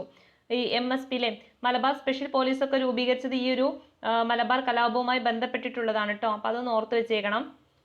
അപ്പൊ രണ്ടാമത്തെ ഓപ്ഷനും ശരിയാണ്. മൂന്നാമത്തത്, കലാപങ്ങളെ കുറിച്ച് പഠിക്കാൻ വില്യം ലോഗൻ കമ്മീഷനെ നിയമിച്ചു അല്ലെ. ഇതും ശരിയാണ്. ലാസ്റ്റത്തെ ഓപ്ഷൻ, ബ്രിട്ടീഷുകാരുടെ തെറ്റായ നികുതി നയമാണ് കലാപത്തിന്റെ കാരണം അല്ലെ. അപ്പൊ ഇതും ശരിയാണ് അല്ലെ. അപ്പം മുഴുവൻ സ്റ്റേറ്റ്മെന്റും ശരിയാണ്. അപ്പൊ ഓപ്ഷൻ ഡി ആണ്. 1, 2, 3, 4 ശരിയാണ്. ഓക്കെ, ഇനി നമുക്ക് അടുത്ത ക്വസ്റ്റ്യൻ നോക്കാം. അടുത്ത ക്വസ്റ്റ്യൻ, വൈക്കം സത്യാഗ്രഹവുമായി ബന്ധപ്പെട്ട പ്രസ്താവനകളിൽ ശരിയായത് ഏതൊക്കെയാണ് എന്നാണ് ചോദിച്ചിട്ടുള്ളത്. ഏതൊക്കെയാണ് നോക്കൂ. സഞ്ചാര സ്വാതന്ത്ര്യത്തിനായി കേരളത്തിൽ നടന്ന ആദ്യ പ്രക്ഷോഭം അല്ലെ. നമ്മൾ പറഞ്ഞല്ലോ വൈക്കം സത്യാഗ്രഹം എന്തുമായി ബന്ധപ്പെട്ടതാണ്, വൈക്കം ക്ഷേത്രത്തിന് ചുറ്റുമുള്ള നിരത്തുകളിൽ കൂടി സഞ്ചാര സ്വാതന്ത്ര്യം കിട്ടാൻ വേണ്ടിയിട്ടാണ്. അപ്പൊ ഈ ഒരു ഓപ്ഷൻ എന്താണ്, ശരിയാണ് അല്ലെ. അങ്ങനെ നടന്നിട്ടുള്ള ആദ്യത്തെ പ്രക്ഷോഭം കൂടിയാണ് ഏത്, കേരളത്തിൽ നടന്ന ആദ്യത്തെ സഞ്ചാര സ്വാതന്ത്ര്യത്തിന് വേണ്ടിയിട്ടുള്ള ആദ്യ പ്രക്ഷോഭമാണ് ഏത്, വൈക്കം സത്യാഗ്രഹം എന്ന് ഓർത്തു വെക്കണം കേട്ടോ. കൂടാതെ TK മാധവൻ നേതൃത്വം നൽകിയില്ലേ. നമ്മൾ പറഞ്ഞു ഇതിലെ മെയിൻ ആളാരാണ്, TK മാധവനാണ്. AK ഗോപാലൻ വോളണ്ടിയർ ക്യാപ്റ്റൻ ആയിരുന്നു. ഇതിലെ AK ഗോപാലൻ ഇതിലുണ്ടോ, ഇല്ലല്ലേ. അദ്ദേഹം എവിടെയാണ്, നമ്മുടെ ഗുരുവായൂർ സത്യാഗ്രഹത്തിന്റെ വോളണ്ടിയർ ക്യാപ്റ്റൻ ആണ് ആര്, AKG എന്ന് പറയുന്നത്. മാറിപ്പോകരുത് കേട്ടോ പരസ്പരം. അപ്പൊ ഈ ഓപ്ഷൻ തെറ്റാണ്. അടുത്തത്, മന്നത്തു പത്മനാഭൻ സവർണജാഥ നയിച്ചു അല്ലെ. ഈ ഒരു ഓപ്ഷൻ ശരിയാണ്. അപ്പൊ ഏതൊക്കെയാണ് ശരിയായിട്ടുള്ളത്, 1, 2, 4 അടുത്ത ക്വസ്റ്റ്യൻ നോക്കാം. മാർത്താണ്ഡ വർമ്മയുമായി ബന്ധപ്പെട്ട് താഴെ കൊടുത്തിരിക്കുന്ന വസ്തുതകൾ വായിച്ച് ഉത്തരങ്ങളിൽ ശരിയായത് തിരഞ്ഞെടുക്കുക. ഓക്കെ, അപ്പൊ നമുക്ക് ഈ മാർത്താണ്ഡവർമ്മ എപ്പോഴും ചോദിക്കുന്നൊരു ചോദ്യ മേഖലയാണ് അല്ലെ, മാർത്താണ്ഡവർമ്മയുമായി ബന്ധപ്പെട്ടത്. അപ്പൊ അതുമായി ബന്ധപ്പെട്ട ടെക്സ്റ്റ് ബുക്കിലെ ഭാഗം ഒന്ന് നോക്കാം. ഓക്കെ, അപ്പൊ മാർത്താണ്ഡവർമ്മ അല്ലെ 1729 മാർത്താണ്ഡവർമ്മയുടെ സ്ഥാനാരോഹണം എന്ന് പറയുന്നത്. അപ്പൊ എന്നാണ്, 1729 അല്ലെ. തിരുവിതാംകൂറിൽ ഒരു പുതിയ യുഗത്തിന് തുടക്കം കുറിച്ചത് ആരാണ് അല്ലെ, നമ്മുടെ മാർത്താണ്ഡവർമ്മയാണ്. അത് ഏതാ വർഷം, 1729 അദ്ദേഹത്തെ അല്ലെ. അതുകൊണ്ട് തന്നെ അദ്ദേഹത്തെ എന്താണ് അറിയപ്പെടുന്നത്, ആധുനിക തിരുവിതാംകൂറിന്റെ സ്ഥാപകൻ എന്നറിയപ്പെടുന്നു അല്ലെ. അപ്പൊ ആധുനിക തിരുവിതാംകൂറിന്റെ സ്ഥാപകൻ എന്നറിയപ്പെടുന്നത് ആരാണ്, മാർത്താണ്ഡവർമ്മയാണ്. ഇനിയില്ലേ അദ്ദേഹമാണല്ലേ കണ്ടെഴുത്ത് എന്ന പേരിൽ ഒരു ഭൂസർവേക്കൊക്കെ ഉത്തരവിട്ടത് ആരാണ്, നമ്മുടെ മാർത്താണ്ഡവർമ്മയാണ്. കൂടാതെ അല്ലെ ദേവസ്വം, ബ്രഹ്മസ്വം, പണ്ടാരവക എന്നിങ്ങനെ ഭൂമിയൊക്കെ തരംതിരിച്ചത് ആരാണ്, നമ്മുടെ മാർത്താണ്ഡവർമ്മയാണ്. അദ്ദേഹം മാർത്താണ്ഡവർമ്മയുടെ കാലത്ത് കൈക്കൊണ്ട ഭരണ പരിഷ്കാരങ്ങളിലെ ഈ കാര്യങ്ങളൊക്കെ ഒന്ന് നോക്കാം. എന്താണ്, തൃപ്പടിദാനം അല്ലെ, വളരെ പ്രധാനപ്പെട്ടതാണ് തൃപ്പടിദാനം. 1750 ജനുവരി 3 അല്ലെ. തൃപ്പടിദാനം എന്നാണ്, 1750 ജനുവരി 3 അല്ലെ. എന്താണ് തൃപ്പടിദാനം കൊണ്ട് ഉദ്ദേശിക്കുന്നത്, എന്താണ്, തിരുവിതാംകൂർ രാജ്യം കുലദൈവമായ ശ്രീ പത്മനാഭന് സമർപ്പിച്ചത് മാർത്താണ്ഡവർമ്മയുടെ പ്രധാന പ്രവർത്തികളിൽ ഒന്നായിരുന്നു. ഈ പ്രവൃത്തിയിലൂടെ എന്ത് ചെയ്യുന്നു, ആ ദേവൻ ഭൂമിയുടെ ഉടമസ്ഥനാവുകയും രാജാവ് ഭൂമിയുടെ നിയന്ത്രകൻ ആവുകയുമാണ് ചെയ്യുന്നത്. ഓക്കെ, അപ്പൊ എന്താണ്, ഇങ്ങനെ നമ്മൾ തൃപ്പടിദാനം ചെയ്തു കഴിഞ്ഞാൽ എന്താ സംഭവിക്കുന്നത്, ആ ഒരു ഭൂമിയിലെ ആ ഒരു ഭൂമി എന്ന് പറയുന്നത് അതിന്റെ ഉടമസ്ഥൻ ആരാവും, അല്ലെ, ആ ദേവനാവുകയും അതായത് ശ്രീ പത്മനാഭ സ്വാമി ആവുകയും ആ ഭൂമിയുടെ നിയന്ത്രകൻ ആരായി മാറും, നമ്മുടെ രാജാവായി മാറുകയാണ് ചെയ്യുന്നത്. കൂടാതെ എന്താണ്, രാജാവിനെതിരെ നടക്കുന്ന എന്ത് തരത്തിലുള്ള കലാപങ്ങൾ എന്തായി മാറും, അത് അല്ലെ എന്തായി മാറും, ദൈവദോഷമായിട്ട് പരിഗണിക്കപ്പെടുകയാണ് ചെയ്യല്ലേ. ഇതാണ് തൃപ്പടിദാനം കൊണ്ട് ഉദ്ദേശിക്കുന്നത്. അപ്പൊ എന്താണ്, 1750 ജനുവരി 3 തൃപ്പടിദാനം നടത്തിയത്. കൂടാതെ അദ്ദേഹത്തിന് വേറൊരു പ്രവർത്തികളായിരുന്നു എന്ത്, രാജ്യത്തെ വിവിധ റവന്യൂ ഘടകങ്ങളായിട്ട് വിഭജിച്ചു അല്ലെ. പ്രവർത്തിക്കാരുടെ നേതൃത്വത്തിൽ ഉണ്ടായിരുന്ന ഗ്രാമമായിരുന്നു ഏറ്റവും താഴെയുള്ള ഭരണഘടകം എന്ന് പറയുന്നത്. അപ്പൊ ഏറ്റവും താഴത്തെ ഘടകം എന്തായിരുന്നു, ഗ്രാമമായിരുന്നു അല്ലെ. അതിനെ നേതൃത്വം വഹിക്കുന്നത് ആരായിരുന്നു, പ്രവർത്തിക്കാർ എന്ന് പറയുന്ന ആൾക്കാരായിരുന്നു അല്ലെ. പ്രവർത്തിക്കാരായിരുന്നു ഇതിന് നേതൃത്വം വഹിക്കുന്നത്. പിന്നെ ഇല്ലേ ഈ ഏറ്റവും താഴെത്തട്ടിൽ കിടക്കുന്നതാണ് ഗ്രാമം എന്ന് പറയുന്നത്. ഇങ്ങനെ ഒരുപാട് ഗ്രാമങ്ങൾ കൂടി ചേർന്നിട്ട് എന്തായി മാറുന്നത്, മണ്ഡപത്തും വാതുക്കൽ എന്നായിട്ട് മാറും അല്ലെ. ഈ മണ്ഡപത്തും വാതുക്കലിന്റെ കാര്യങ്ങളൊക്കെ നോക്കാൻ വേണ്ടിയിട്ട് എന്തായിരിക്കും, ഒരു കാര്യസ്ഥൻ ഉണ്ടായിരിക്കും. തിരുവിതാംകൂറിൽ അങ്ങനെ എത്രയാണ്, 20 മണ്ഡപത്തും വാതുക്കൽ വിഭജിക്കുകയും വിവിധ മുഖങ്ങൾ ആയി സംഘടിപ്പിക്കുകയും ചെയ്തു.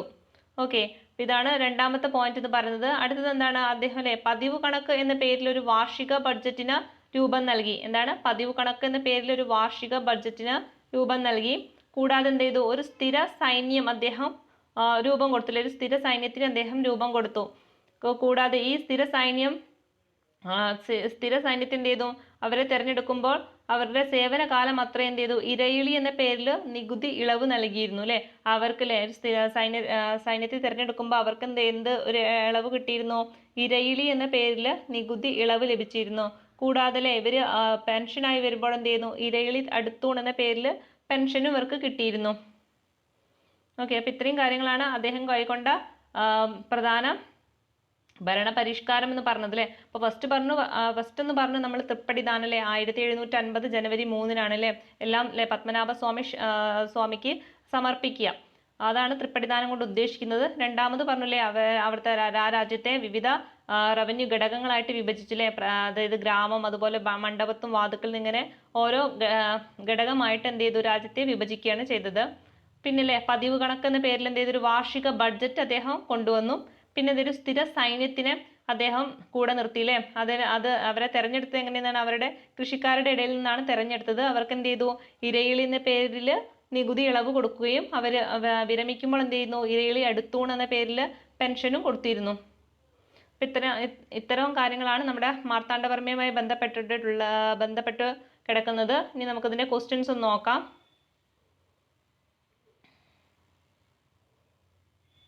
ഓക്കെ, എന്താ ക്വസ്റ്റ്യൻ, എന്താ, മാർത്താണ്ഡവർമ്മയുമായി ബന്ധപ്പെട്ട താഴെ കൊടുത്തിരിക്കുന്ന വസ്തുതകൾ വായിച്ച ഉത്തരങ്ങളിൽ ശരിയായത് തിരഞ്ഞെടുക്കുക എന്നാണ് അല്ലെ. ഫസ്റ്റ് ഓപ്ഷൻ എന്താ, മാർത്താണ്ഡവർമ്മ അവതരിപ്പിച്ചു എന്ന വാർഷിക ബജറ്റ് പതിവ് കണക്ക് എന്ന പേരിൽ അറിയപ്പെടുന്നു അല്ലെ. നമ്മളിപ്പോ പറഞ്ഞു പതിവ് കണക്ക്. ഓക്കെ, രണ്ടാമത്തത് 1950 ജനുവരി 3-ാം തീയതി തൃപ്പടിദാനം നടത്തി. ശരിയാണോ, ശരിയാണ് അല്ലെ. നമ്മൾ പറഞ്ഞു 1950 ജനുവരി 3-നാണ് തൃപ്പടിദാനം. അടുത്ത ഓപ്ഷൻ, ദേവസ്വം ബ്രഹ്മസ്വം ഭൂമി അളന്ന് തിട്ടപ്പെടുത്തി. അതും ശരിയാണ്. കർഷകരിൽ നിന്ന് അദ്ദേഹം സൈനികരെ നിയമിച്ചു അല്ലെ. നമ്മൾ പറഞ്ഞില്ലേ കർഷകരിൽ നിന്നാണ് അദ്ദേഹം എന്ത് ചെയ്ത് സൈനികരെ തെരഞ്ഞെടുത്തത്. അപ്പൊ ഇതും ശരിയാണ്. അപ്പൊ ഈ 4 ഓപ്ഷനും ശരിയാണ്. അപ്പൊ ഓപ്ഷൻ ഡി, മുകളിൽ പറഞ്ഞവയെല്ലാം ശരിയാണ്. അടുത്ത ക്വസ്റ്റ്യൻ നോക്കാം.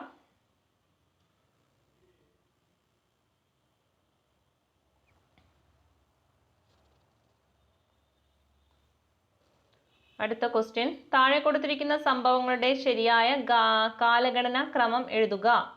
അപ്പൊ നമുക്കതിന്റെ ഓർഡർ നോക്കണം. ഓക്കെ, കുളച്ചൽ യുദ്ധം അല്ലെ. കുളച്ചൽ യുദ്ധം ഏതാ വർഷം, കുളച്ചൽ യുദ്ധം അല്ലെ 1741 അല്ലെ കുളച്ചൽ യുദ്ധം. കുണ്ടറ വിളംബരം എന്നാണ്, 1809 അല്ലെ കുണ്ടറ വിളംബരം. ആറ്റിങ്ങൽ കലാപോ 1721. ശ്രീരംഗപട്ടണം ഉടമ്പടിയോ 1792. ഓക്കെ, അപ്പൊ ഇതില് ഓർഡറിൽ കൊടുക്കുമ്പോൾ ഏതാണ് ആദ്യം വരേണ്ടത് അല്ലേ, ഓപ്ഷൻ ഇതാണ് ആദ്യം വരേണ്ടത്. ആറ്റിങ്ങൽ കലാപം ഫസ്റ്റ് വരണം. പിന്നെ രണ്ടാമത് വരേണ്ടത് ഏതാണ്, രണ്ടാമത് വരേണ്ടത് കുളച്ചൽ യുദ്ധമാണ് അല്ലെ 1741. മൂന്നാമത് വരേണ്ടതാണ് ശ്രീരംഗപട്ടണം ഉടമ്പടി. നാലാമത് വരേണ്ടതാണ്, ലാസ്റ്റ് വരേണ്ടതാണ് കുണ്ടറ വിളംബരം 1809. ഓക്കെ, അപ്പൊ ഈ ഓർഡറിൽ വരുന്നത് ഏതാണ്, ഈ ഓർഡറിൽ വരുന്നത് ഓപ്ഷൻ ബി ആണ് കേട്ടോ. കിട്ടിയില്ലേ.